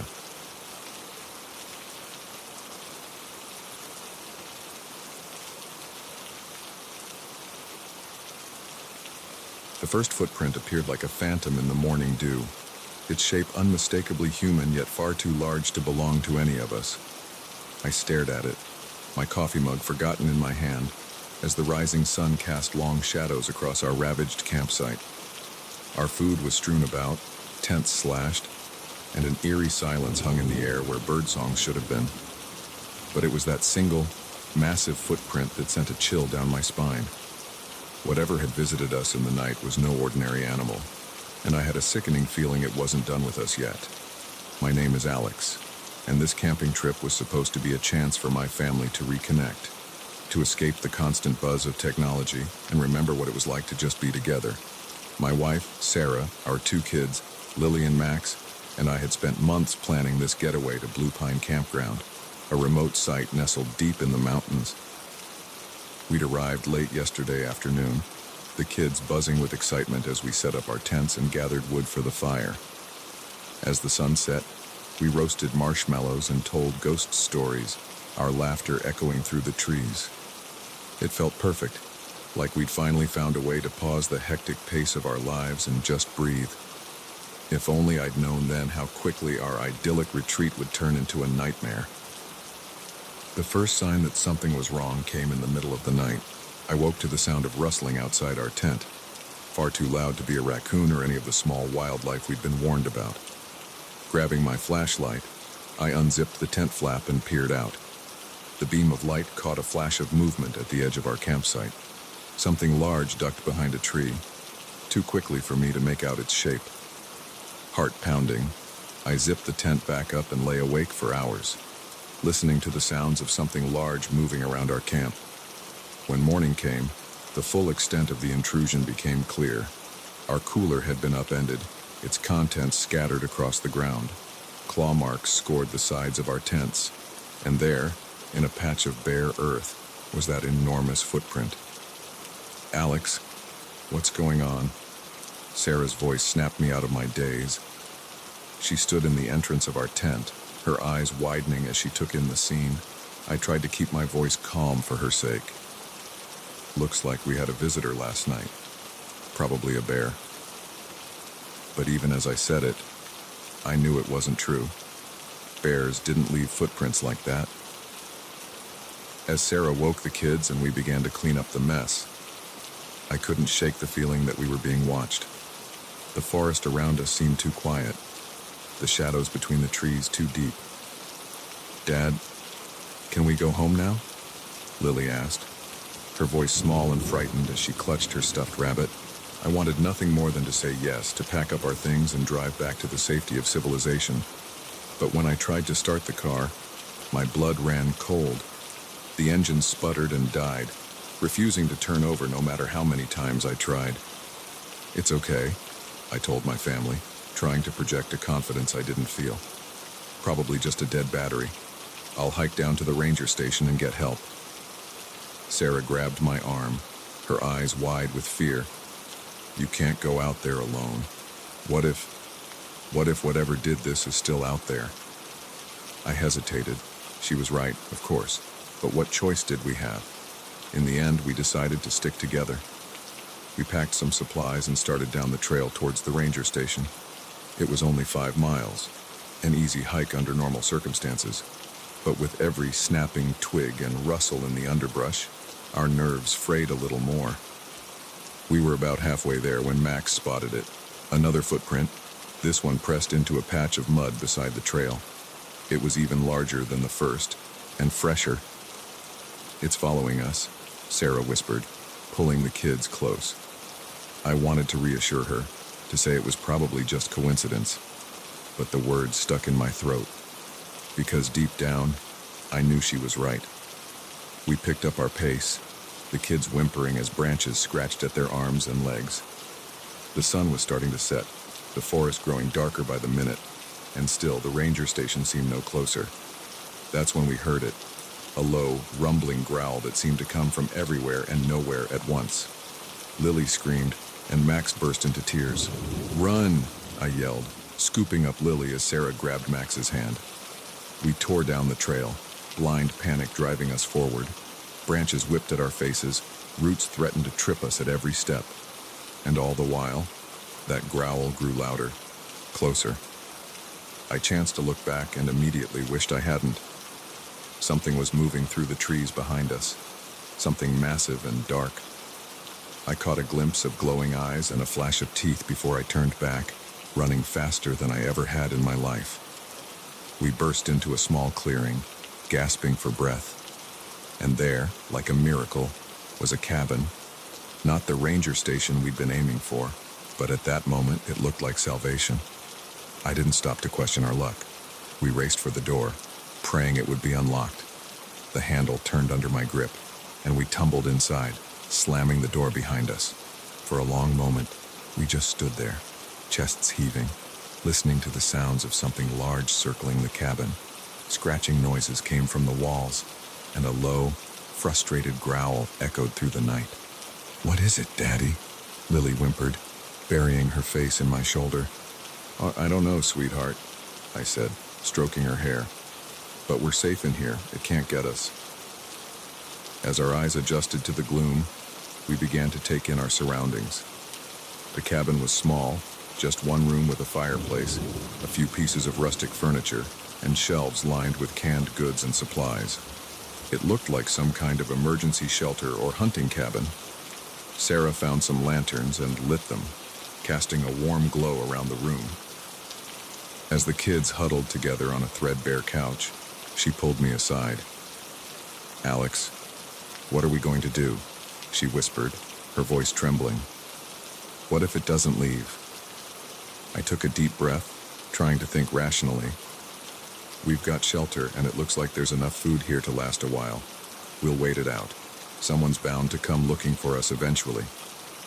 But as the night wore on, that confidence began to waver. The creature outside showed no signs of leaving. We could hear it moving around the cabin, testing the walls and door. Occasionally, it would let out a roar that made the windows rattle. The kids finally fell into an uneasy sleep, exhausted from the day's terror. Sarah and I took turns keeping watch, peering out the windows into the darkness. It was during my watch, in the darkest hours of the night, that I saw it clearly for the first time. The moon had come out from behind the clouds, illuminating the clearing in front of the cabin, and there, standing at the edge of the trees, was a creature that shouldn't exist. It was massive, easily 8 feet tall, with a body that seemed to be a patchwork of animal parts. Thick fur covered most of its body, but I could see patches of scales and what looked like feathers. Its face was a nightmarish blend of bear and something almost human, with eyes that glowed an unnatural yellow in the moonlight. As I watched, frozen in horror, it turned those glowing eyes directly towards me.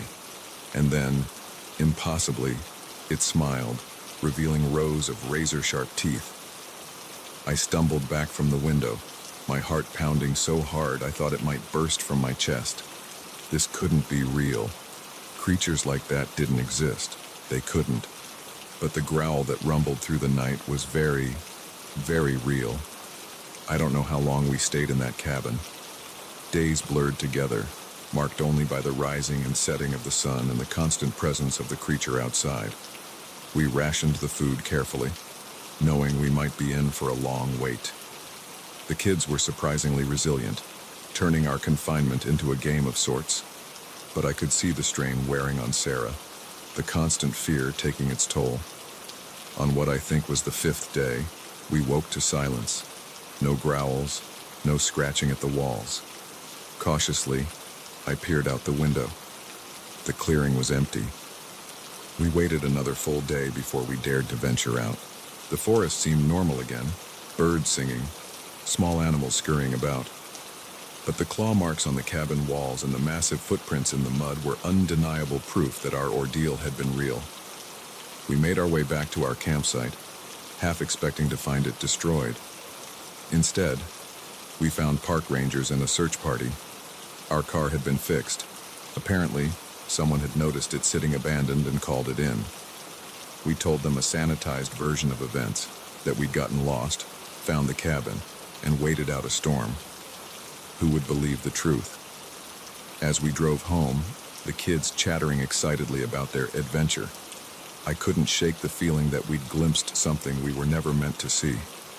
A creature that lurked in the shadows of the world, defying explanation. We never went camping again. But sometimes, on dark nights when the wind howls outside our safely locked doors, I find myself thinking about that cabin in the woods.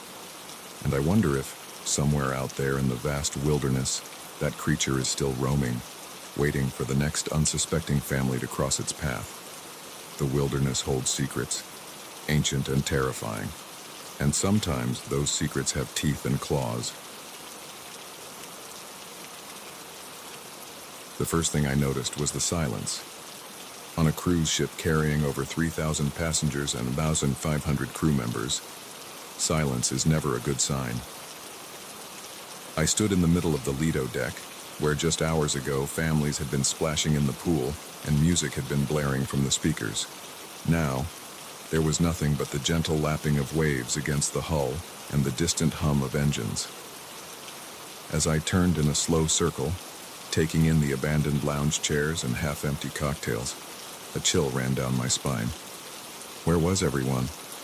And why did the air suddenly feel so different? My name is Mia Chen, and what should have been a relaxing Caribbean cruise turned into the most bewildering and terrifying experience of my life. I'm still not sure I believe what happened to me, but I know one thing for certain.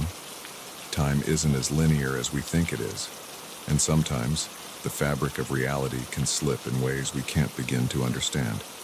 It had started as a typical day at sea.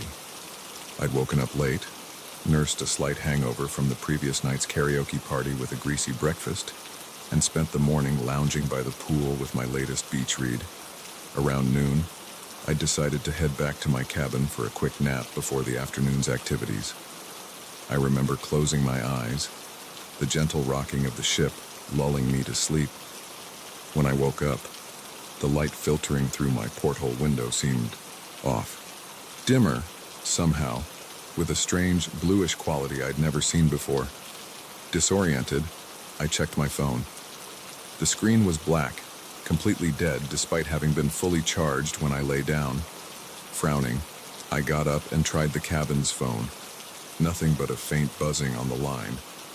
That's when I noticed the silence. No distant laughter from the hallway. No muffled announcements over the PA system. Just nothing. A knot of unease forming in my stomach. I stepped out into the hallway. It was deserted, the usual bustle of passengers and crew members conspicuously absent. My footsteps echoed unnaturally loud on the carpeted floor as I made my way towards the elevator bank. "Hello?" I called out, my voice sounding small and lost in the empty corridor. No response. The elevator arrived with a cheerful ding that seemed wildly out of place in the eerie silence. As I rode up to the Lido deck, I tried to rationalize what was happening. Maybe there was some sort of emergency drill I'd slept through. But no, they always announced those well in advance, and surely someone would have woken me. When the elevator doors opened onto the Lido deck, the full extent of the strangeness hit me. The massive open-air deck was completely deserted. Lounge chairs sat empty, some with towels and books still draped over them as if their occupants had just stepped away for a moment. The bars were unmanned, rows of colorful cocktails abandoned on their counters. I walked slowly around the deck, my heart pounding. "Hello?"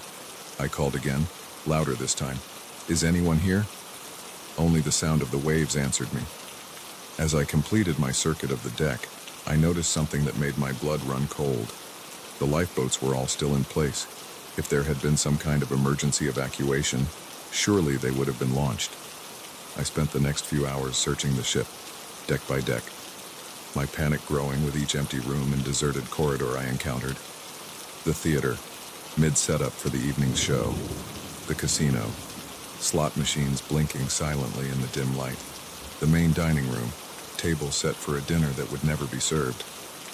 Everywhere I looked, I found signs of life interrupted.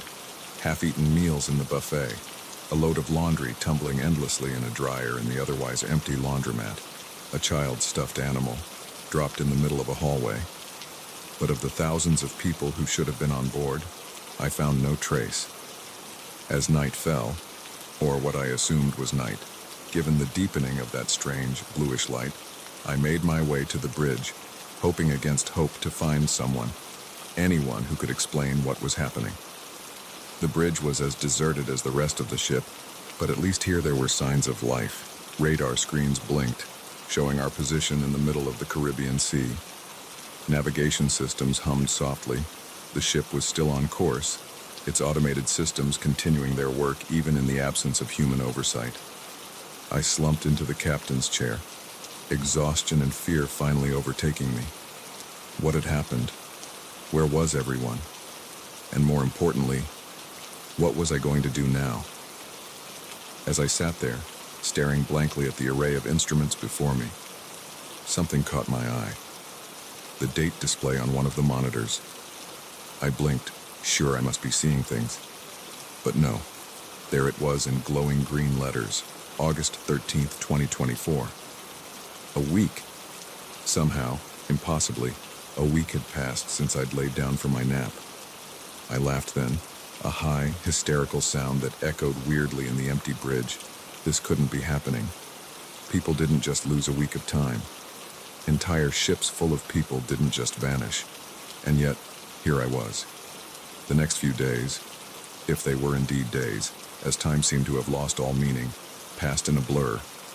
I roamed the ship, leaving notes in every public space, begging for a response, for some sign that I wasn't alone. I tried every phone, every radio, every possible means of communication, but was met with nothing but static. I ate from the slowly rotting supplies in the ship's massive kitchens, slept fitfully in a different cabin each night, and tried to keep myself sane by talking out loud, narrating my actions as if I was the protagonist in some bizarre reality show. On what I think was the fourth day of my solitude, I saw the lights. At first, I thought I was hallucinating, my mind finally cracking under the strain of isolation. But no, there they were, distant pinpricks of light on the horizon growing larger by the minute. Hope surged through me. Another ship, a rescue party. I raced to the bow, waving my arms and shouting even though I knew they were still too far away to see or hear me. As the lights grew closer, I realized with a start that they weren't coming from the sea, but from the sky.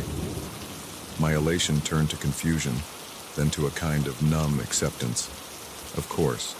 Why not? After everything else, why shouldn't there be strange lights in the sky? The lights descended slowly, hovering over the ship. They were beautiful, pulsing with colors I had no names for, casting shimmering reflections on the calm sea. As I watched, a beam of light shot down from the center of the formation, touching the deck just a few feet away from me. And then, as suddenly as they had appeared, the lights vanished, and I was no longer alone. The deck was filled with people, passengers in swimsuits and sundresses, crew members in their crisp uniforms. They milled about in confusion, voices rising in a babble of questions and exclamations. What happened? Where did everyone go? Was I dreaming? I stood frozen, unable to comprehend what I was seeing. A man in a captain's uniform strode purposefully towards me, his face a mask of concern. "Miss, are you all right? You look pale." I opened my mouth, but no words came out. How could I possibly explain what had happened? In the days that followed, as the ship made its way back to port, a story was pieced together. According to everyone else on board, no time had passed at all. One moment they had been going about their day, the next they had found themselves standing on the deck, disoriented and confused. Only I remembered the empty ship, the days of solitude, the strange lights. Only I had lived through that impossible week. The incident made headlines around the world. Cruise ship reappears after mysterious disappearance. Experts were consulted, theories were proposed and debunked. Some spoke of wormholes, others of alien abduction. A few fringe voices even suggested a mass hallucination or an elaborate hoax. As for me, I gave my statement to the authorities and then retreated from the public eye. How could I explain something I didn't understand myself? How could I describe the profound loneliness of those days on the empty ship? The bone-deep wrongness of a world slightly out of sync. I've never set foot on another cruise ship. The sight of the ocean fills me with a nameless dread, and sometimes, in the deepest hours of the night, I wake up in a cold sweat, convinced that I'm back there, alone on an empty ship, adrift in a sea of time. I don't know what happened on the paradise of the seas. I don't know where everyone went, or why I was left behind, or what those lights in the sky were. But I do know this. Our understanding of reality, of time and space, is far more limited than we think. There are things out there, forces at work, that we can't begin to comprehend. And sometimes, if we're very unlucky, we catch a glimpse of them, a peek behind the curtain of reality, into the vast, terrifying unknown that lies beyond. I got that glimpse, and it changed me forever. So the next time you're on a cruise, or any ship for that matter, and you feel a sudden chill, or notice the quality of light change ever so slightly, or find yourself alone in a place that should be crowded, remember my story, and hope, with every fiber of your being, that you don't slip through the cracks of time like I did. Because trust me, once you've experienced that kind of impossible solitude, you're never quite the same again.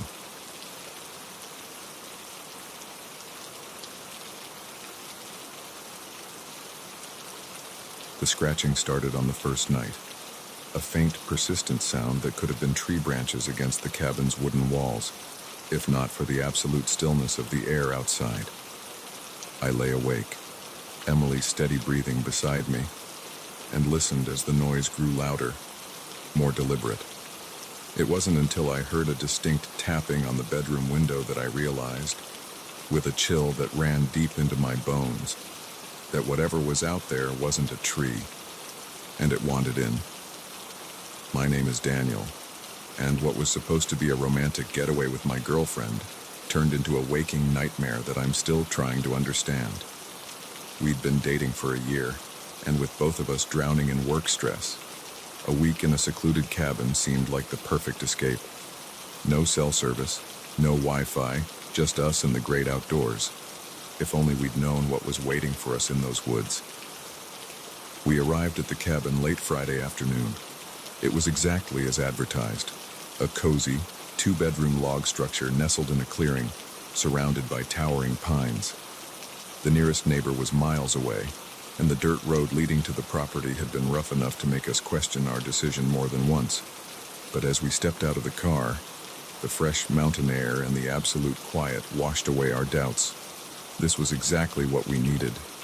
The cabin's owner, a gruff older man named Bill, met us with the keys. As he gave us a quick tour, I couldn't help but notice how his eyes darted nervously around, never quite settling on one spot.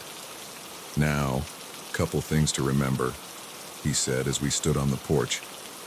Don't go wandering in the woods after dark. Lots of wildlife out there, and it's easy to get turned around. And if you hear any strange noises at night, just ignore them. Probably just raccoons or something. I nodded, not thinking much of it at the time. Every cabin owner had their quirks and warnings. Oh, and one more thing, Bill added, his hand on the door. Whatever you do, don't open the doors or windows at night, no matter what you hear. Got it?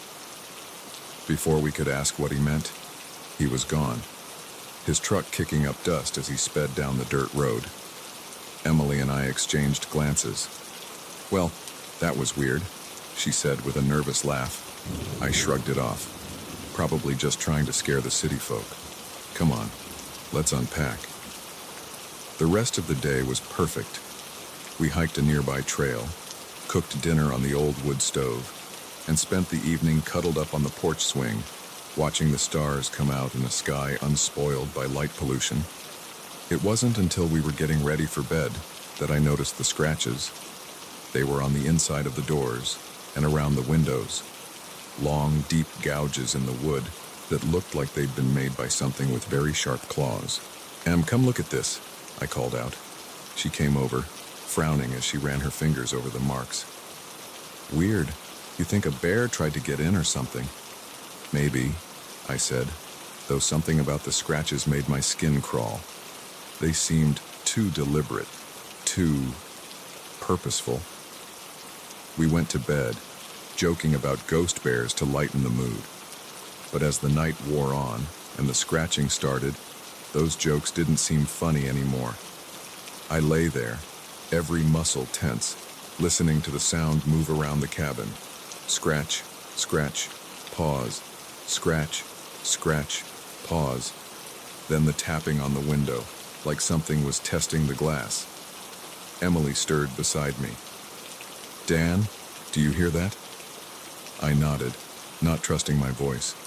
We clung to each other, barely breathing, as the tapping moved from window to window. Finally, after what felt like hours, it stopped. We eventually fell into an uneasy sleep as dawn began to break. The next morning, we tried to rationalize what had happened. Raccoons, we decided, or maybe a particularly persistent owl. We spent the day hiking and swimming in a nearby lake, the bright sunshine making the terrors of the night seem distant and silly. But as evening fell and we returned to the cabin, that sense of unease crept back. We double-checked all the locks, drew the curtains tight, and tried to distract ourselves with board games and wine. The scratching started earlier that night, more insistent than before, and this time it was accompanied by something else, a low, guttural sound that was almost, but not quite, a voice. "Daniel," Emily whispered, her face pale in the lamplight. "That's not an animal." I wanted to reassure her, to say it was just the wind or our imaginations playing tricks on us. But as the not-quite voice grew louder, forming sounds that were almost words, I couldn't lie to her or myself. We huddled together on the bed, watching the shadows under the door, listening to whatever was out there circle the cabin again and again. At one point, something heavy threw itself against the front door, making the whole cabin shudder. I thought about making a run for the car, but the keys were in the living room, and the idea of opening any door seemed impossible. So we waited, clinging to each other as the night stretched on endlessly. Just before dawn, in that darkest hour when hope seems furthest away, we heard a new sound. Footsteps on the porch, then a knock at the door, a human knock. "Hello? Anyone in there?" A man's voice, gruff but blessedly normal. We approached the door cautiously. Through the peephole, I could see Bill, the cabin owner, standing on the porch with a flashlight. I opened the door, relief flooding through me. "Bill, thank God. There's something out here, something..." He cut me off like pushing past us into the cabin. "I know. That's why I'm here. You two okay?" We nodded, still shaken. Bill did a quick circuit of the cabin, checking the windows and doors. When he was satisfied, he turned to us with a grim expression. "I owe you an apology," he said. "I should have told you the whole truth when you got here, but I was afraid you'd leave. And I need the money, if I'm being honest." "Told us what?" Emily demanded. "What the hell is going on here?" Bill sighed, suddenly looking much older. "This land, it's not right. Never has been, long as I can remember. Things live in these woods, things that ain't natural. Most of the time they keep to themselves. But sometimes, especially when there's new blood around, they get curious. I felt a chill run down my spine. What kind of things? He shook his head. I don't rightly know. Never seen them clearly. But I've heard them, felt them watching. They're smart, whatever they are. Smart and hungry. Why don't you leave? Emily asked. Can't, Bill said simply. This land's been in my family for generations. And besides, he added, his voice dropping to a near whisper, I don't think they'd let me. We spent the rest of that night huddled in the living room with Bill, listening to his stories of the things that lived in the woods. Tales passed down through his family, of people who'd vanished over the years, of nights when the barriers between our world and something else seemed to thin. As the sun rose, casting long shadows through the trees, Bill stood up. They'll be gone now. They can't stand the daylight. You two should pack up and go. I'll refund your money. We didn't argue. Within an hour, we were in our car, speeding down the mountain road, the cabin receding in our rearview mirror. We never talked much about what happened that weekend. How could we explain it to anyone else? Even between ourselves, we found it easier to let the memory fade, to focus on our normal, safe lives in the city. But sometimes, on dark nights when the wind blows just right, I find myself listening for that scratching sound. And in my dreams, I still hear that almost voice, calling from just beyond the walls, trying to form words I hope I never understand. I don't know what lives in those woods. I don't know why it was so interested in us, or what it might have done if it had gotten inside. But I do know this. There are places in this world where the veil between realities is thin, where things we can't comprehend lurk just out of sight. If you ever find yourself in a secluded cabin, miles from civilization, and you hear a scratching at the door or a tapping at the window, remember my story. Keep the doors locked, the curtains drawn, and whatever you do, don't let it in. Because once you acknowledge those things in the dark, once you let them know you can hear them, they'll never stop calling. And sooner or later, curiosity or fear or simple exhaustion might lead you to answer. Take it from me, some calls are better left unanswered. Some doors are meant to stay closed. And some woods are best left unexplored, no matter how inviting they might seem in the light of day.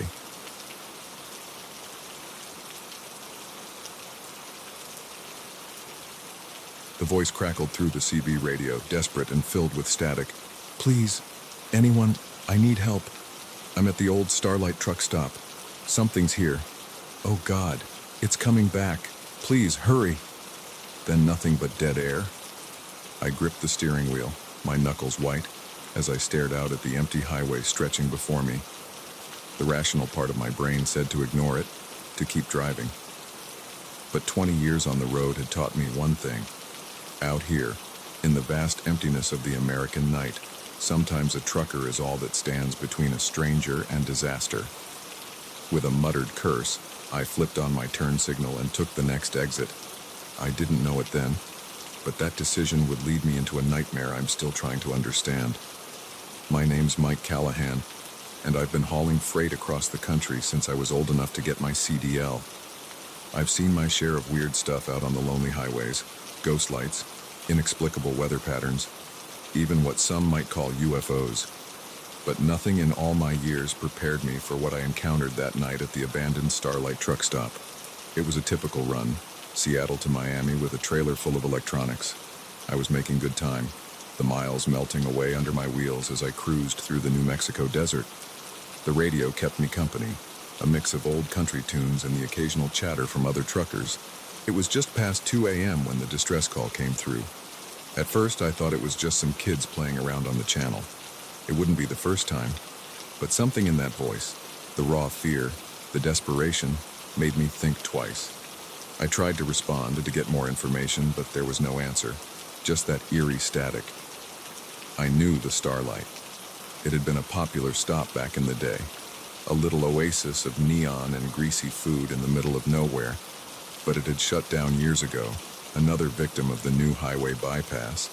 Now it was just a crumbling relic, slowly being reclaimed by the desert. As I took the exit, a cold feeling settled in my gut. What if this was a trap? It wouldn't be the first time someone tried to lure a trucker off the main road with a fake distress call, but I couldn't shake the memory of that terrified voice. If someone really was in trouble out here, they didn't have many options for help. The old access road was barely more than a pair of tire tracks now, weeds growing up through cracks in the asphalt.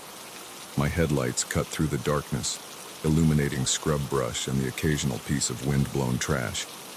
And then, rising out of the night like a ghost, I saw it, the Starlight truck stop. It was in worse shape than I remembered.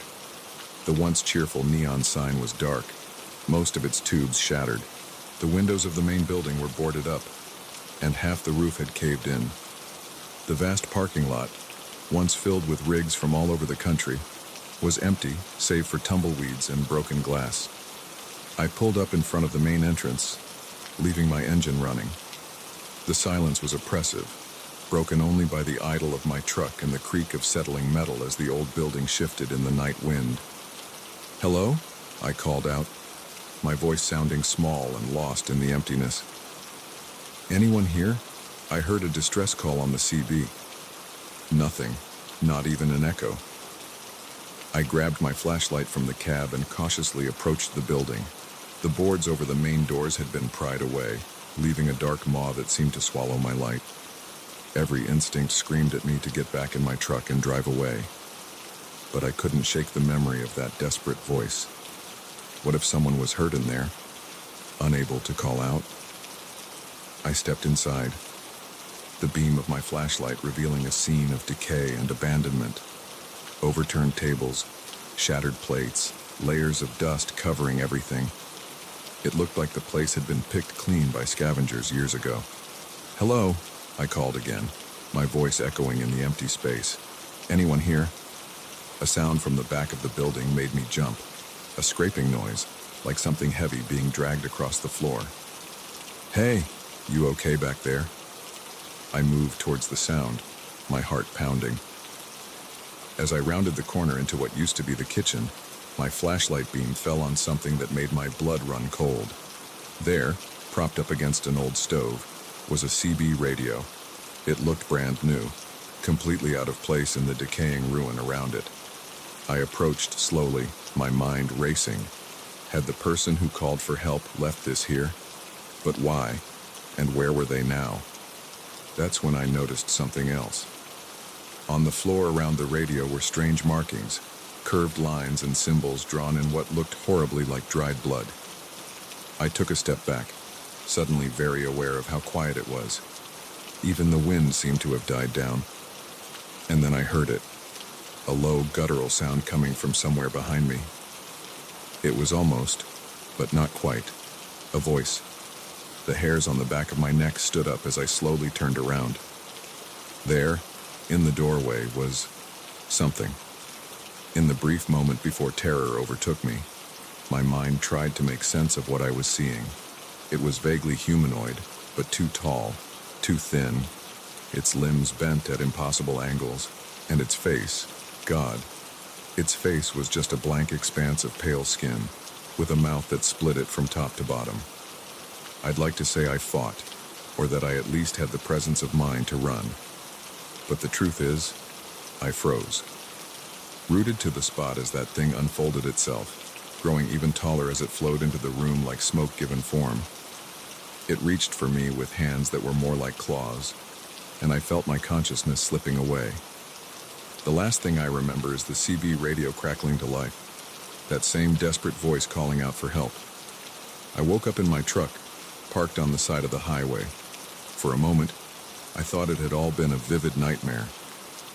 But then I noticed the dust coating my clothes, the scratches on my arms, and there, on the passenger seat, was the CB radio from the abandoned truck stop.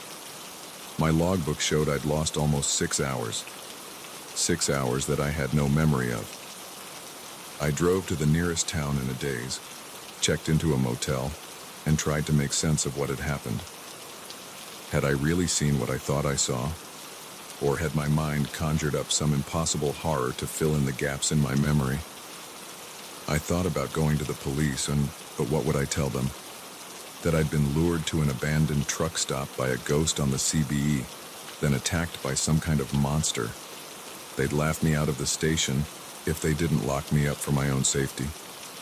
In the end, I did the only thing I could do. I got back on the road and finished my run. But things were different after that night. I found myself jumping at shadows, flinching every time the CB crackled with static. I started taking routes that avoided long stretches of empty highway, even if it meant longer trips. And that CB radio, I couldn't bring myself to get rid of it, but I couldn't stand to have it in my truck either. It sits in a storage unit now, wrapped in chains and locked in a box. Some nights, I swear I can hear it calling, that same desperate voice begging for help. I've tried to find out more about the Starlight truck stop since then. Turns out, it has quite a history. Stories of disappearances going back decades. Truckers who stopped there and were never seen again. Local legends about ancient burial grounds and doorways to other worlds. I don't know what to believe anymore. I don't know if what I experienced was real or some kind of hallucination or something in between. But I do know this. There are things out there in the darkness that we can't explain. Things that lurk on the edges of our world, waiting for someone to answer their call. So if you're ever out on the road late at night, and you hear a desperate voice on the CB begging for help, think twice before you answer. Because sometimes, the call for help isn't coming from someone in trouble. Sometimes, it's coming from the trouble itself. And if you find yourself driving past an abandoned truck stop in the middle of the New Mexico desert, keep on driving. Don't look back. And whatever you do, don't stop. Because you never know what might be waiting there in the darkness, ready to pull you into a nightmare you might never wake up from. As for me, I still drive, but never at night if I can help it.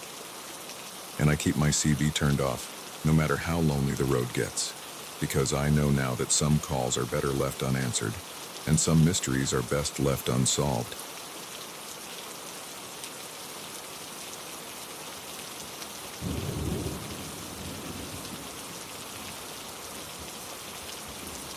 The first thing I noticed when I stepped out onto the porch that morning was the silence. No birdsong, no distant lowing of cattle, not even the rustle of wind through the cornfields. Just an eerie, oppressive quiet that made the hair on the back of my neck stand up. Then I saw it, a vast, intricate pattern carved into my wheat field, the stalks bent and woven with impossible precision. In that moment, as the rising sun cast long shadows across the design, I knew my life would never be the same. What I didn't know was how deep the rabbit hole went, or how dangerous the truth would turn out to be. My name's Jack Harper, and I've been farming this land for over 30 years. It's been in my family for generations, passed down from father to son since my great-grandfather first broke ground here in the 1890s. I've seen droughts, floods, and everything in between, but nothing could have prepared me for what happened that summer. It started innocently enough. A few of my cows got spooked one night, breaking through a fence and stampeding across the north pasture. Unusual, but not unheard of. Then my tractor started acting up, the electronics going haywire for no apparent reason. Again, annoying, but nothing too out of the ordinary for aging farm equipment. But then came the lights. I first saw them about a week before the crop circle appeared. I was up late, going over some paperwork in the kitchen, when a flash of light outside caught my eye. At first, I thought it was headlights from a passing car, but we're pretty isolated out here. The nearest neighbor is 5 miles down the road. I stepped outside, and that's when I saw them. 3 bright orbs of light, hovering silently over my wheat field. They pulsed with an otherworldly glow, casting long shadows across the swaying stalks. I stood there, frozen, for what felt like hours but was probably only a few minutes. Then, as suddenly as they appeared, the lights shot straight up into the sky and vanished. I told myself I was tired, that maybe I'd dozed off at the kitchen table and dreamed the whole thing. But deep down, I knew what I'd seen was real. The next few nights, I stayed up watching, but the lights didn't return. Just as I was starting to think I'd imagined it all, I woke up to find the crop circle. It was massive, covering nearly half of my 100-acre wheat field. The design was incredibly complex, a series of interlocking circles and crescents that seemed to spiral out from a central point. The wheat stalks were bent, not broken, woven together in a way that defied explanation. I called the sheriff, more out of a sense of obligation than any real hope for answers.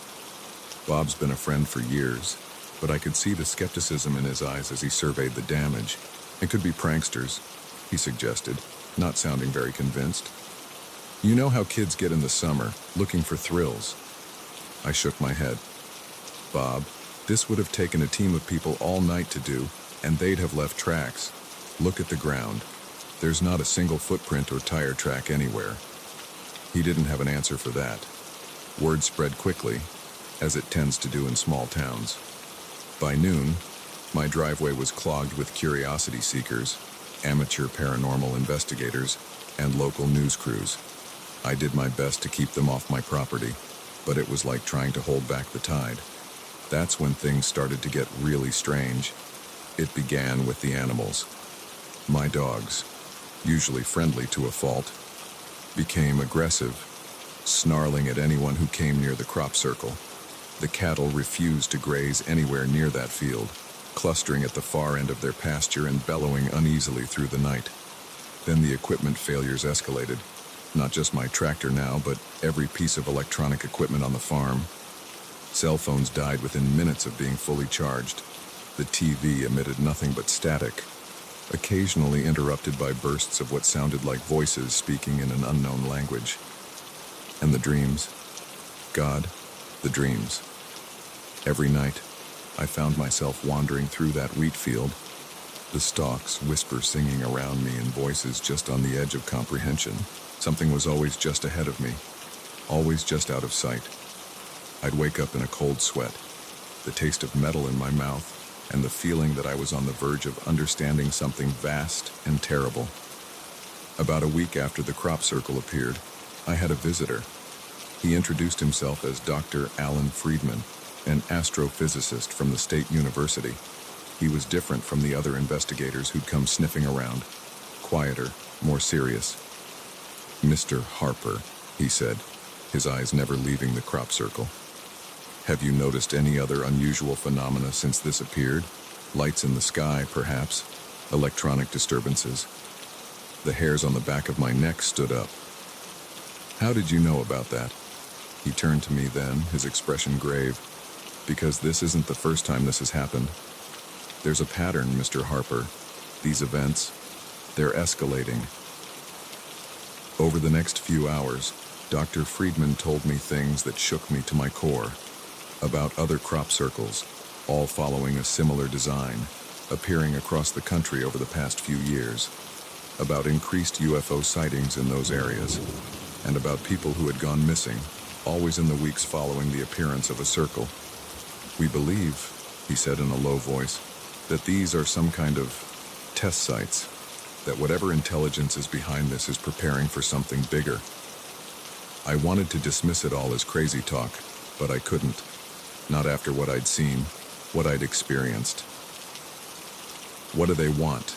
I asked, my mouth dry. Dr. Friedman shook his head. We don't know, but we think you might be in danger, Mr. Harper.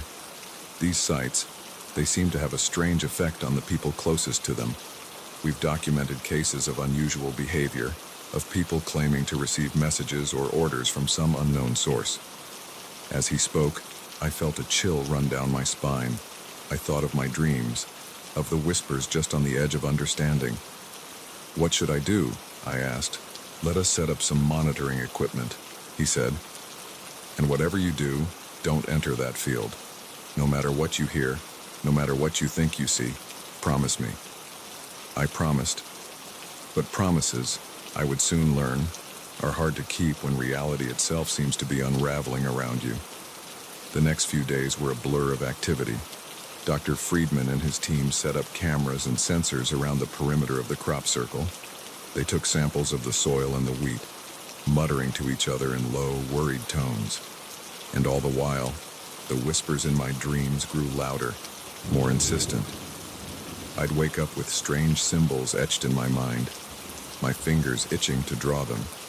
The urge to walk into that field, to reach the center of the circle, became almost overwhelming. It all came to a head on the seventh night after the circle appeared. I was jolted awake by a sound I'd never heard before. A low, thrumming vibration that seemed to come from everywhere and nowhere at once. I stumbled to the window and felt my heart stop. The crop circle was glowing, pulsing with a soft, blue-white light that seemed to beat in time with the thrumming sound. And there, hovering above it, were the lights I'd seen before. But this time, they were descending. I don't remember deciding to go outside. One moment I was at the window, the next I was running across the yard in my pajamas and drawn toward the circle by a force I couldn't resist. Dr. Friedman's warning echoed in my head, but it seemed distant, unimportant. All that mattered was reaching the center of the circle, meeting whatever was coming down from the sky. I was at the edge of the wheat field when a hand grabbed my arm, yanking me back. It was Dr. Friedman, his face pale in the otherworldly light. "Harper, no!" he shouted over the thrumming. "If you go in there, we'll lose you." I struggled against his grip, the whispers in my head drowning out everything else. But he held firm, and slowly, painfully, I felt the compulsion begin to fade. We watched, transfixed, as the lights descended into the center of the crop circle. There was a flash so bright it left spots dancing in my vision, and then nothing. The lights were gone, the thrumming stopped. The crop circle lay dark and still. In the days that followed, government agents swarmed my farm. The crop circle was dug up, every grain of soil tested and retested. I was questioned for hours, as were Dr. Friedman and his team. They found nothing. No radiation, no unexplained elements. Nothing to prove that anything out of the ordinary had happened. The official story became that it was an elaborate hoax, despite the lack of any evidence to support that theory. But I know what I saw. I know what I felt. It's been 5 years since that night. I still farm the land, but things are different now. The wheat doesn't grow in that field anymore, no matter what we plant. On quiet nights, I sometimes think I can still hear those whispers on the edge of my mind. And sometimes, when I look up at the stars, I can't shake the feeling that something up there is looking back, watching, waiting. I don't know what would have happened if I'd made it to the center of that circle. I don't know what's coming, or when, but I do know this: we are not alone, and the universe is stranger and more terrifying than we can imagine. So if you ever find a strange pattern carved into your fields, or see lights in the sky that move like nothing you've ever seen before, remember my story, and whatever you do, don't answer when they call, because once you do, there's no going back.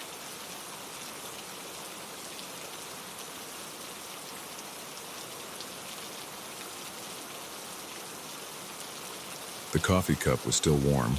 That's what got me. Not the eerie silence, not the abandoned cars, not even the fresh tire tracks leading nowhere. It was that paper cup in the trash, steam still rising from its contents, that made my skin crawl. Someone had been here moments ago, but the rest stop was deserted. As I stood there, the hairs on the back of my neck prickling, I caught movement out of the corner of my eye. There, at the edge of the woods, a figure watched. And in that moment, I knew I'd stumbled into something I shouldn't have seen, something I might not escape from. My name's Alex, and I've been driving cross-country for a living for the better part of a decade. Long-haul trucking isn't glamorous, but it pays the bills and satisfies my wanderlust. I've seen my share of weird stuff on the road, inexplicable lights in the sky, ghost towns that aren't on any map, even what some might call supernatural occurrences. But nothing, absolutely nothing, prepared me for what I encountered that night at the Pinewood rest stop. It was a routine run, St. Louis to Portland, with a trailer full of electronics.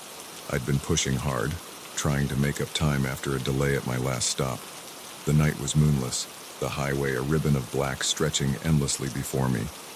I'd been fighting sleep for the last hour, my eyes gritty and my mind fuzzy. When I saw the sign for the rest stop, I almost cried with relief. Just a quick break, I told myself. Splash some water on my face, grab a coffee, and I'd be good for another few hours. The rest stop appeared out of the darkness like an island of light. It was one of those older ones, one with a small building housing restrooms and vending machines, and a separate area for trucks to park. As I pulled in, I noticed a few cars in the lot, but no people visible. I parked and stepped out of my rig, stretching muscles cramped from hours of sitting. The air was unnaturally still, no breeze, no sounds of insects or distant traffic, just silence. That should have been my first warning. I made my way to the building, my footsteps echoing loudly on the concrete. The door creaked as I pushed it open, the sound jarring in the quiet. Inside, the fluorescent lights buzzed softly, casting a harsh glare over the empty space. I headed for the men's room, splashing cold water on my face and letting it run down my neck. As I looked up at my reflection, haggard and pale in the mirror, I saw something that made my heart skip a beat. In the mirror, reflected in the partially open door behind me, I caught a glimpse of movement, just a shadow, really, but distinctly human-shaped. I whirled around, but the doorway was empty. "Hello," I called out, my voice sounding thin and nervous even to my own ears. No response. Shaking it off as a trick of my tired mind, I left the restroom and headed for the vending machines. That's when I noticed the other oddities. A jacket draped over a chair, as if its owner had just stepped away. A smartphone on a table, its screen still lit up. And there, in the trash can by the door, that steaming cup of coffee. My skin prickled with goosebumps. Where was everyone? I stepped back outside, scanning the parking lot. The cars I'd seen earlier were still there, some with doors hanging open. I approached the nearest one, a blue sedan. The keys were in the ignition, the engine ticking as it cooled. "Hey!" I shouted, my voice echoing across the empty lot. "Anyone here?" The silence that answered was deafening. That's when I saw the tire tracks, fresh ones, leading from one of the parking spots and stopping abruptly at the edge of the lot, as if the car had simply vanished into thin air. My heart was pounding now, adrenaline clearing the fog of exhaustion from my mind. Something was very, very wrong here. I turned, intending to run back to my truck and get the hell out of there. That's when I saw it, the figure at the edge of the woods. It was human-shaped, but somehow off, too tall, too thin, its proportions not quite right. It stood perfectly still, half hidden behind a tree, watching me. I froze, caught in its gaze like a rabbit before a wolf. For a long moment, neither of us moved. Then, slowly, it raised a hand, beckoning. Terror jolted through me like an electric shock. I ran, sprinting back to my truck with a speed I didn't know I possessed. I fumbled with the keys, swearing as I dropped them, scrabbling in the gravel to retrieve them. As I pulled myself up into the cab, I risked a glance back. The figure was closer now, no longer hiding behind the trees. In the harsh glare of the rest stop lights, I could see it more clearly. And God, I wish I couldn't. Its skin was pale, almost translucent, stretched too tight over an impossible frame. Its face was smooth, featureless except for deep-set eyes that reflected the light like a cat's. And its mouth. Its mouth split its face from ear to ear, filled with needle-sharp teeth. I got the key in the ignition, the engine roaring to life.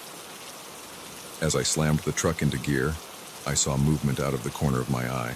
More figures, emerging from the woods, dozens of them, all with that same impossible physiology, all moving with an unnatural, fluid grace. I floored it, the truck's tires spinning in the gravel before finding purchase. I tore out of that rest stop like all the demons of hell were on my tail, and for all I know, they were. I drove for hours, pushing well past the legal limit for consecutive time behind the wheel. I didn't stop until the sun was high in the sky and I was 2 states away. Even then, I couldn't shake the feeling of being watched. When I finally worked up the courage to check my mirrors, the highway behind me was empty. No sign of pursuit, no hint of the horror I'd left behind. But the memory of those figures, of that beckoning hand, was burned into my mind. I considered reporting what I'd seen, but who would believe me? I'd sound like a lunatic, raving about monsters at a rest stop. So I kept quiet, finished my run, and tried to convince myself it had all been a hallucination brought on by exhaustion. But I couldn't forget, and I couldn't stop wondering about those people at the rest stop, the ones who'd left behind their cars, their belongings, the ones who'd followed that beckoning hand into the woods. Where had they gone? What had happened to them? In the weeks that followed, I did some digging. It wasn't easy. I'm no detective, and I had precious little to go on. But what I found chilled me to the bone.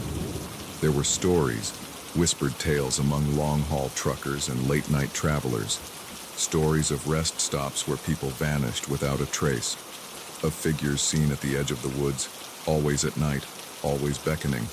Some called them aliens, others said they were interdimensional beings. A few spoke of ancient, forgotten gods, awakening in our modern world. I don't know what they are. I don't know what they want, but I know they're out there, waiting at the edges of lonely highways, in the shadows of late-night rest stops. I still drive, but never at night if I can help it. I avoid rest stops, pushing myself to make it from one major town to the next without breaks. And I never, ever stop if I see a solitary figure standing at the edge of the woods. Sometimes, on long hauls when the night is dark and the road seems to go on forever, I think I see them in my mirrors. Tall, thin figures, keeping pace with my truck despite its speed, watching, waiting. And sometimes, I wonder if I really did escape that night, or if, somehow, I'm still there, trapped in some in-between place, living out a life that's not quite real. So if you're ever driving late at night and you see a rest stop appear out of the darkness, think twice before you stop. Check your gas gauge, your caffeine levels, your fatigue. Ask yourself, is it worth the risk? Because you never know what might be waiting there in the shadows. You never know who or what might be beckoning you into the woods. And once you follow, you might never find your way back. Remember my story, and keep driving, no matter how tired you are. Because some rest stops aren't meant for rest. Some are gateways to places we were never meant to go. And once you cross that threshold, there's no coming back.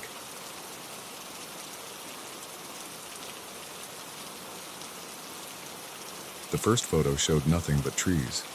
The second captured a blur of movement at the edge of the frame. But it was the third image that made my blood run cold. There, emerging from the shadows between two ancient pines, was a figure, humanoid, but wrong somehow. Too tall, too thin, its proportions distorted in a way that defied natural law. And it was looking directly at the camera, at me.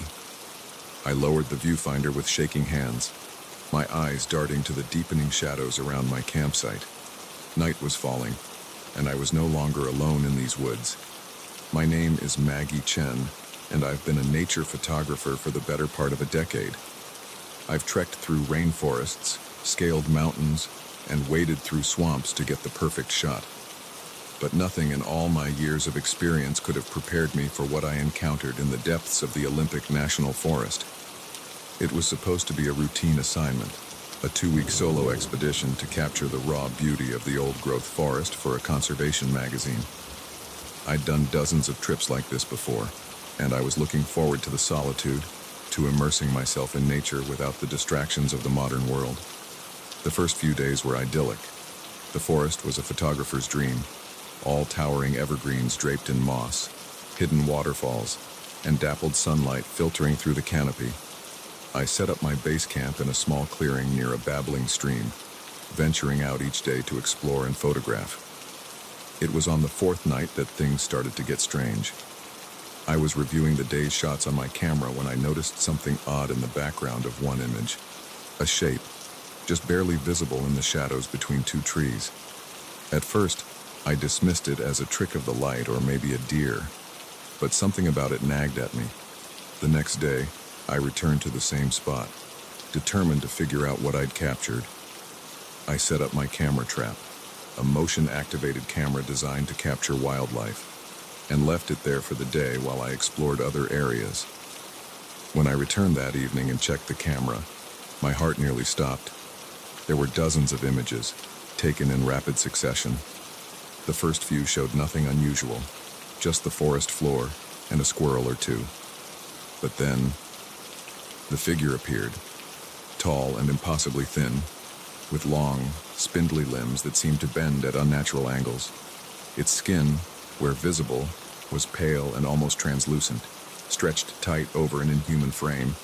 And its face, God, its face, smooth and featureless, save for two large, dark eyes that reflected the camera's flash like a cat's. I stared at the images, my mind refusing to process what I was seeing. This couldn't be real. It had to be a hoax, a trick played by some other hiker with too much time on their hands and a talent for Photoshop. But as I flipped through the sequence of photos, a chill ran down my spine. The figure was moving closer to the camera with each shot. In the final image, it was reaching towards the lens, long fingers blurred with motion. I packed up my gear with shaking hands and practically ran back to my campsite. That night, I barely slept. Starting at every snapping twig and rustle of leaves, I told myself I was being ridiculous, that there had to be a logical explanation, but deep down, I knew what I'd seen was real. The next morning, I woke to find my campsite in disarray. My backpack had been emptied, its contents strewn about.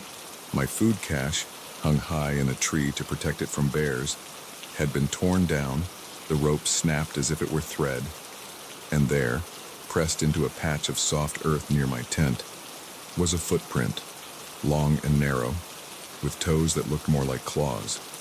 My camera was lying next to it. With trembling fingers, I turned it on and checked the most recent images. My heart nearly stopped. There were new photos, taken while I slept. Photos of my tent, of me sleeping inside, visible through the mesh window. And in each one, that figure was there, getting closer and closer. I should have left then, packed up and hiked out, assignment be damned, but some combination of curiosity, stubbornness, and plain old stupidity made me stay. I convinced myself that if I could just get clearer photos, just understand what this thing was, it would all make sense. So I stayed, and each night, the creature came closer. I set up more camera traps around my campsite, capturing image after image of the being as it circled my tent. I barely slept, spending my nights huddled in my sleeping bag, clutching my hunting knife and jumping at every sound. During the day, I'd venture out, following trails of broken branches and those strange footprints. I found places where the undergrowth had been crushed, as if something large had bedded down. Once, I found a tuft of hair caught on a branch, coarse and gray, like no animal fur I'd ever seen. As the days passed, I began to feel like I was losing my mind. The forest, once beautiful and inviting, now seemed menacing. The trees loomed over me, their branches reaching out like grasping fingers. I couldn't shake the feeling of being watched, even in broad daylight. And still, I stayed. The need to understand, to document what I was seeing, had become an obsession. It all came to a head on what should have been my last night in the forest. I was planning to hike out in the morning, my assignment completed and my sanity hanging by a thread. I'd set up my cameras for one final night of observation, hoping against hope for that one clear shot that would prove I wasn't crazy.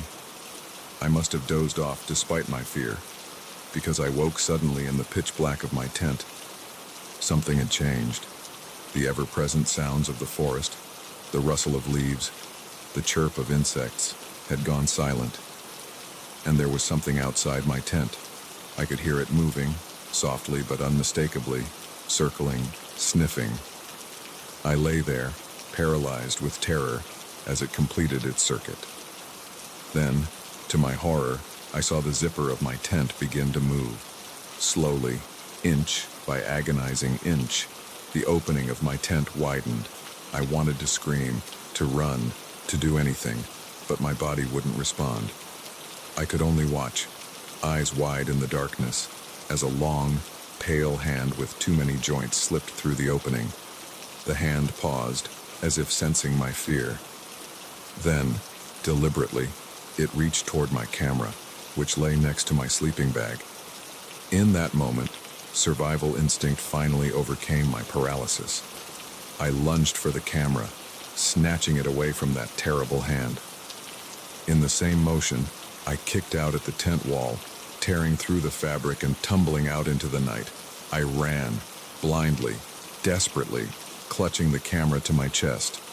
I crashed through underbrush, stumbled over roots, branches whipping at my face. Behind me, I could hear it pursuing. Not running, but moving with a terrible swiftness, flowing through the forest like smoke. I don't know how long I ran, or how far. My lungs burned, my legs ached, but terror drove me on. Finally, mercifully, I saw lights ahead. The ranger station at the trailhead, a beacon of civilization in the wilderness. I burst out of the tree line, gasping and sobbing. The startled ranger on duty took one look at my wild eyes and torn clothing and ushered me inside, locking the door behind us. The rest of that night is a blur. I remember telling my story, the ranger's skeptical looks turning to concern as he saw the raw fear in my eyes. I remember the police arriving, taking my statement.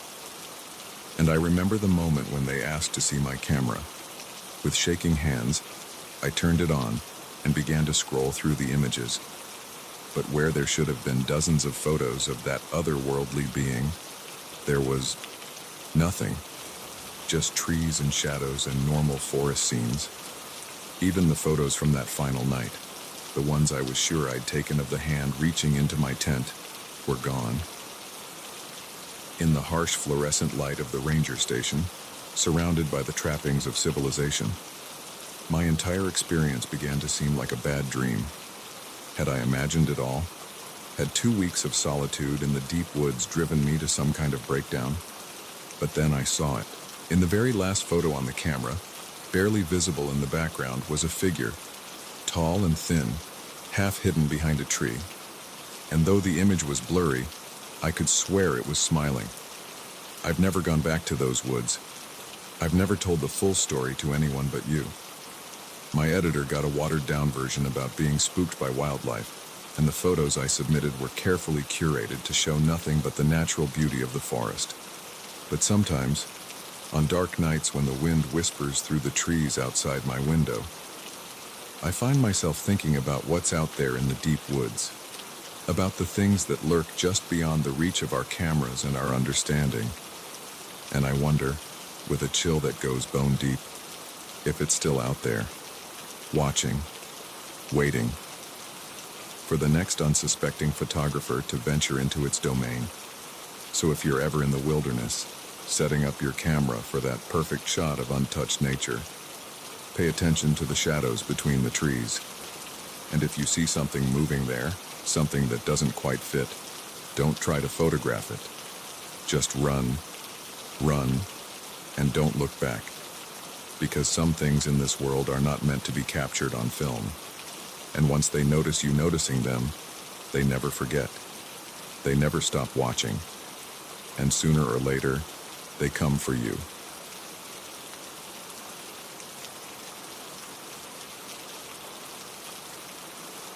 The first time I saw her, I thought I was looking in a mirror. Same shoulder-length brown hair, same green eyes, even the same tiny scar above my left eyebrow from a childhood accident. But this was no reflection. It was a living, breathing woman who could have been my twin. Our eyes met across the crowded dining room, and I felt a chill run down my spine. As she smiled and waved, I knew with sickening certainty that my relaxing Caribbean cruise had just taken a turn into uncharted waters.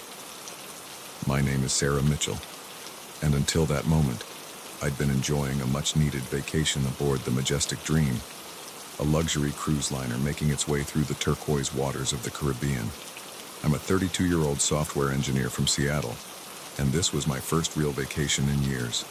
I'd been looking forward to 10 days of sun, relaxation, and maybe a little romance if I was lucky. The first few days had been everything I'd hoped for. I'd lounged by the pool, indulged in far too many fruity cocktails, and even struck up a flirtation with a handsome guy named Mike, who was traveling with a group of friends. It was on the fourth night at the captain's dinner that everything changed. I'd dressed up for the occasion, wearing a new blue dress I'd bought specifically for the cruise. As I made my way into the grand dining room, I caught sight of myself in one of the large decorative mirrors and paused to adjust my hair. That's when I saw her. At first, I thought it was just my reflection from a different angle. But as I turned to look directly at her, I realized with a jolt that she was a separate person, a person who looked exactly like me, down to the smallest detail. Our eyes met, and for a moment, the bustling dining room seemed to fade away. She smiled and waved, as if we were old friends. I felt rooted to the spot, my mind reeling. This couldn't be real. It had to be some kind of elaborate prank or a very vivid hallucination. A waiter bumped into me, breaking the spell. By the time I looked back, she was gone, lost in the sea of passengers making their way to their tables. Throughout dinner, I couldn't focus on the conversation at my table. My eyes kept scanning the room, looking for my doppelganger. I saw her once, sitting at a table across the room. But when I blinked, she was gone again. "Sarah, are you okay?" Mike's voice brought me back to the present. "You look like you've seen a ghost." I forced a laugh. "Sorry, just a bit tired, I guess." "Must be all that, son." But as the night wore on, I couldn't shake the feeling of unease that had settled over me. Who was she? And why did she look exactly like me? The next morning, I was determined to find her and get some answers. I spent hours wandering the ship, checking every restaurant, lounge, and deck. But there was no sign of her. It wasn't until late afternoon that I saw her again. I was heading back to my cabin to get ready for dinner when I caught a glimpse of her turning a corner at the end of the hallway. I broke into a run, but when I rounded the corner, the corridor was empty. That night, I couldn't sleep. Every time I closed my eyes, I saw her face, my face, smiling at me across the dining room. Around 2 a.m., I gave up on sleep and decided to take a walk to clear my head. The ship was eerily quiet as I made my way through the deserted corridors. I found myself on one of the upper decks, leaning against the railing and staring out at the moonlit ocean. That's when I heard it. Footsteps behind me, soft but distinct. I turned, half expecting to see my double. Instead, it was Mike, looking surprised to see me. "Sarah, what are you doing up so late?" I hesitated, then decided to take a chance. "Mike, this is going to sound crazy, but have you seen anyone on the ship who looks like me? I mean, exactly like me?" He frowned, looking confused. "What do you mean?" I told him everything, about seeing my doppelganger at dinner, about chasing her through the ship. As I spoke, I could see the concern growing in his eyes. "Sarah," he said gently when I finished, "I think maybe you should talk to the ship's doctor. Stress can do funny things to a person's mind, and—" "I'm not crazy," I snapped, then immediately felt guilty at the hurt look on his face. "I'm sorry, I know what I saw, Mike. She's real." He nodded, but I could tell he didn't believe me. "Okay, look, why don't we do some investigating tomorrow? If there really is someone who looks that much like you on the ship, other people must have noticed too, right?" I agreed, grateful for his support, even if he thought I was losing my mind. We made plans to meet for breakfast, and I headed back to my cabin, feeling slightly better. That night, I dreamed of mirrors, endless corridors lined with mirrors, each one showing a slightly different version of myself. I woke up gasping, drenched in sweat. The next few days were a blur of paranoia and fruitless searching. Mike and I questioned other passengers, checked passenger lists, even bribed a junior crew member to let us look at security camera footage. But there was no sign of my mysterious double.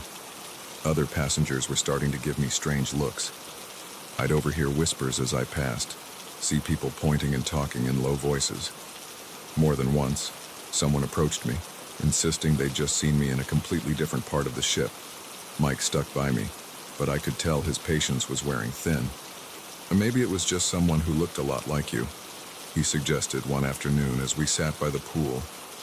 And now you're just seeing what you expect to see.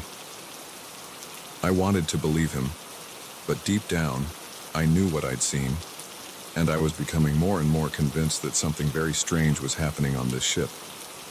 It all came to a head on the 8th night of the cruise. I was walking back to my cabin after a late-night movie when I saw her again. She was standing at the end of the corridor watching me. This time, I was determined not to let her get away. I ran towards her, calling out, "Wait, who are you? Why do you look like me?"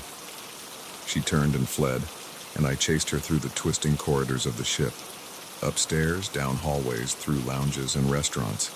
It was like a maze, and more than once I found myself in parts of the ship I'd never seen before. Finally, I cornered her in a dead-end hallway.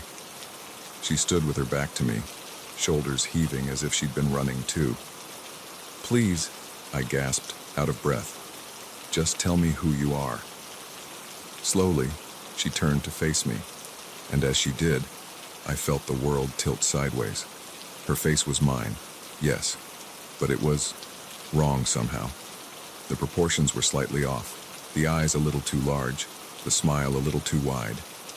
As I watched in horror, her features seemed to ripple and shift, like a reflection in disturbed water. "Who am I?" she said, and her voice was a distorted version of my own. "I'm you, Sarah. Or rather, I'm who you could be, who you might become." She took a step towards me, and I stumbled backward, my back hitting the wall. What are you?" Her smile widened impossibly. "I'm a possibility, a potential future. This ship, it exists in a place where realities intersect, where different versions of ourselves can meet." My mind reeled, trying to make sense of her words. But why? Why show yourself to me? She laughed, and the sound sent shivers down my spine. "To give you a choice, of course. You can go back to your life, your safe, predictable existence, or you can embrace the unknown, become something more." As she spoke, I noticed something behind her.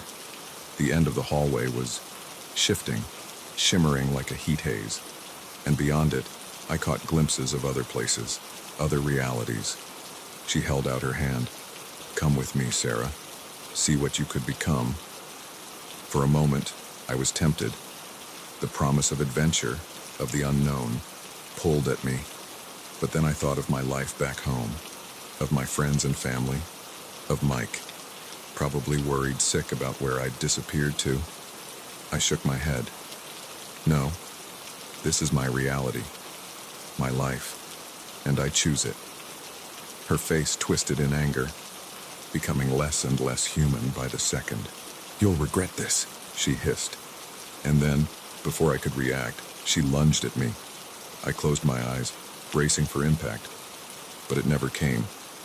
Instead, I felt a rush of wind, a sensation of falling, and then nothing. When I opened my eyes, I was back in my cabin. Sunlight was streaming through the porthole, and the sounds of passengers enjoying the morning filtered in from the hallway.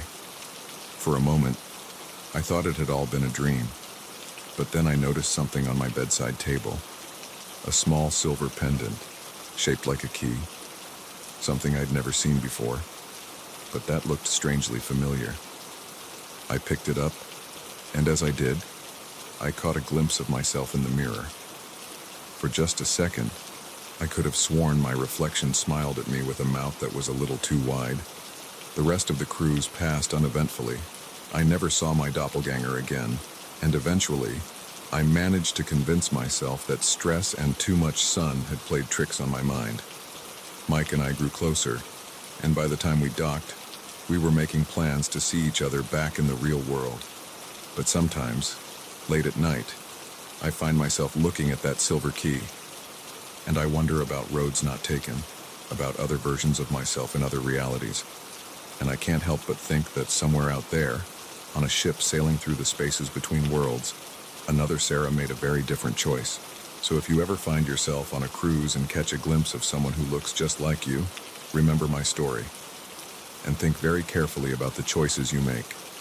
because sometimes our doubles are more than just reflections. Sometimes they're glimpses of who we might become, for better or for worse.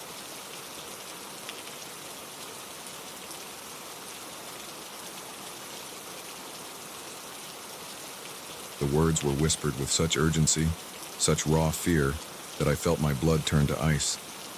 Whatever you do, don't be here at midnight. The weathered trucker who'd spoken them was already walking away, leaving me frozen in my seat, half-eaten burger growing cold on the plate in front of me. I glanced at my watch, 11:37 p.m. As I looked around the diner, taking in the tense faces and furtive glances of the other patrons, I realized with growing dread that I'd stumbled into something far more sinister than a late-night pit stop. My name's Jack, and until that moment, I'd been on a routine cross-country drive from New York to Los Angeles. I'm a freelance photographer, and I'd taken on a last-minute gig that required me to transport some sensitive equipment that couldn't be trusted to shipping companies. The pay was good, and I figured the road trip would give me a chance to capture some interesting shots along the way. I'd been driving for nearly 18 hours straight, fueled by gas station coffee and the kind of determination that only comes from a looming deadline. When I saw the neon sign for Mel's Diner, glowing like a beacon in the dark Nevada desert, I decided to pull over. My stomach was growling, and I figured a hot meal and a real cup of coffee would do me good. The diner looked like something straight out of a 1950s postcard. All chrome and red vinyl booths, with a jukebox in the corner playing old rock and roll tunes. But as soon as I walked in, I sensed something was off. The place was surprisingly busy for the middle of the night, but the atmosphere was tense, almost electric. I slid into an empty booth and ordered a cheeseburger and coffee from a waitress whose smile seemed a little too forced. As I waited for my food, I couldn't help but notice how everyone in the diner seemed on edge. Conversations were hushed, and people kept glancing at the large clock above the counter. When my food arrived, I tried to strike up a conversation with the waitress. "Busy night, huh?" She nodded, her eyes darting to the clock. "Yeah, it usually is around this time." "Oh, you get a lot of late-night traffic?" She hesitated, then leaned in closer. "Look, honey, you seem nice, so let me give you some advice. Eat quick and get back on the road. You don't want to be here too long." Before I could ask what she meant, she was gone, hurrying off to another table. I sat there, burger halfway to my mouth, thoroughly confused. That's when the trucker at the counter turned to me and whispered those chilling words, "Whatever you do, don't be here at midnight." As he walked away, I noticed other patrons starting to leave.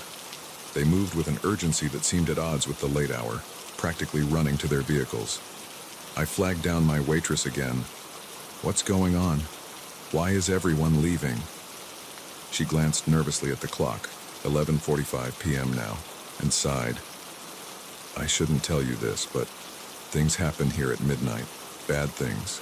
Nobody knows why, but it's been going on for years. Some say this place sits on some kind of convergence, a weak spot between worlds. All I know is you don't want to be here when the clock strikes 12. I laughed, though it sounded hollow even to my own ears. "Come on, you can't be serious. What, is this place haunted or something?" Her expression remained deadly serious. "Worse, now please, for your own sake, finish up and go." I wanted to believe it was all an elaborate joke, some weird local custom to scare tourists. But the fear in her eyes, the palpable tension in the air, it felt too real to dismiss. I gulped down my coffee and threw some bills on the table, deciding that whatever was going on, I didn't want to stick around to find out. But as I stood up to leave, I noticed something that made my heart skip a beat. The door to the diner was gone. Where the entrance had been was now just a solid wall, covered in the same tacky wallpaper as the rest of the place. I blinked hard, convinced I must be more tired than I thought, but when I opened my eyes, the wall was still there. "It's starting," someone whispered. I turned to see the other remaining patrons, about a dozen in total, huddled together in the center of the diner. The waitress was among them, her earlier composure crumbling as she clutched a coffee pot like a weapon. "What's starting? What the hell is going on here?" I demanded, panic rising in my throat. An old man with a face like weathered leather spoke up. "It's midnight, son, or it will be in about..." He checked his watch. 2 minutes. That's when they come." "Who comes? What are you talking about?" But before anyone could answer, the lights began to flicker. The jukebox, which had been quietly playing Great Balls of Fire, suddenly switched to a slow, discordant melody I didn't recognize. The temperature in the diner seemed to drop several degrees in a matter of seconds. "Circle up," the old man shouted. "Remember, don't look directly at them, and whatever you do, don't let them touch you." The group formed a tight circle, facing outward. Without thinking, I joined them, my back pressing against strangers as we huddled together. The waitress pressed something into my hand, a salt shaker. "Salt and iron," she muttered. "Only things that slow them down." I wanted to laugh, to tell them all this was insane. But the words died in my throat as I saw something moving outside the windows. Shapes, darker than the night itself, flowing like smoke but with a terrible purpose to their movement. They pressed against the glass, which began to frost over despite the desert heat. And then, as the clock struck midnight, the real horror began. The shapes outside seemed to coalesce, forming vaguely humanoid figures that were somehow more terrifying for their almost recognizable form. They oozed through the cracks around the windows, seeping into the diner like a noxious gas. Someone in our group whimpered.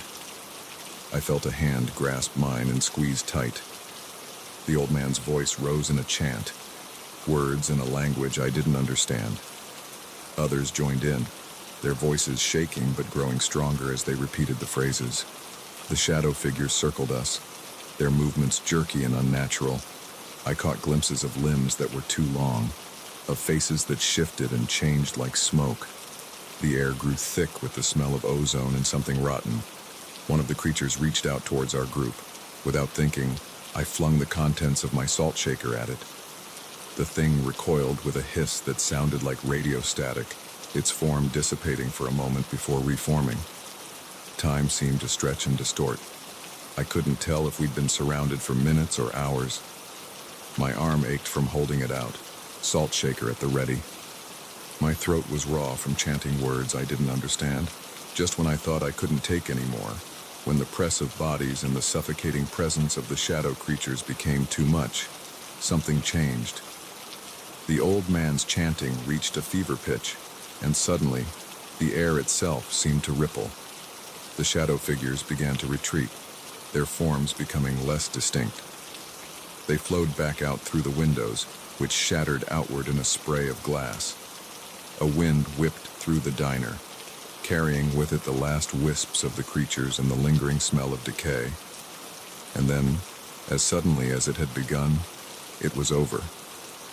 We stood there in stunned silence for a long moment, the only sound our ragged breathing and the crunch of broken glass underfoot. Slowly, our circle broke apart. I saw tears on some faces, blank shock on others. The waitress was the first to speak. "Everyone okay? Anyone touched?" There was a general murmur of assent. No one, it seemed, had been injured, physically, at least. As if a spell had been broken, the diner burst into activity. People began sweeping up glass, righting overturned chairs, trying to restore some semblance of normalcy. I stood there, salt shaker still clutched in my hand, trying to process what I'd just experienced. The old man approached me, his eyes kind but weary. "First time, huh? You did good, son." I found my voice at last. What were those things? Why here? Why at midnight?" He shook his head. "Wish I could tell you. Been coming here every night for 30 years, trying to figure it out. All I know is, they're getting stronger. And if we weren't here to hold them back..." He trailed off, his implication clear, as the sun began to rise, painting the desert in shades of pink and gold. The door to the diner reappeared. People began to leave, nodding to each other with the camaraderie of soldiers who'd been through battle together. I made my way to my car on shaky legs, my mind still reeling. As I was about to drive away, the waitress ran out, pressing a piece of paper into my hand. "If you're ever passing through again," she said, "and you want to help, this is where we'll be." I looked down at the paper. It was a schedule, listing dates and times, a roster of guardians, keeping watch against the darkness. As I pulled back onto the highway, the events of the night began to feel like a dream. But the salt shaker on my passenger seat and the paper clutched in my hand were undeniable proof of what I'd experienced. I don't know if I'll ever go back to that diner. Part of me hopes I never see it again. But another part, a part I'm still coming to terms with, knows that I will. Because now that I've seen what's out there, now that I know what lurks in the spaces between moments, how can I not stand against it? So if you're ever driving through the Nevada desert late at night, and you see a diner glowing like a beacon in the darkness, think carefully before you stop. And if you do, keep an eye on the clock. Because when midnight comes, you might find yourself facing horrors beyond imagination, or standing shoulder to shoulder with strangers, the last line of defense against the encroaching dark. And whatever you do, don't be there at midnight. Unless, of course, you choose to be.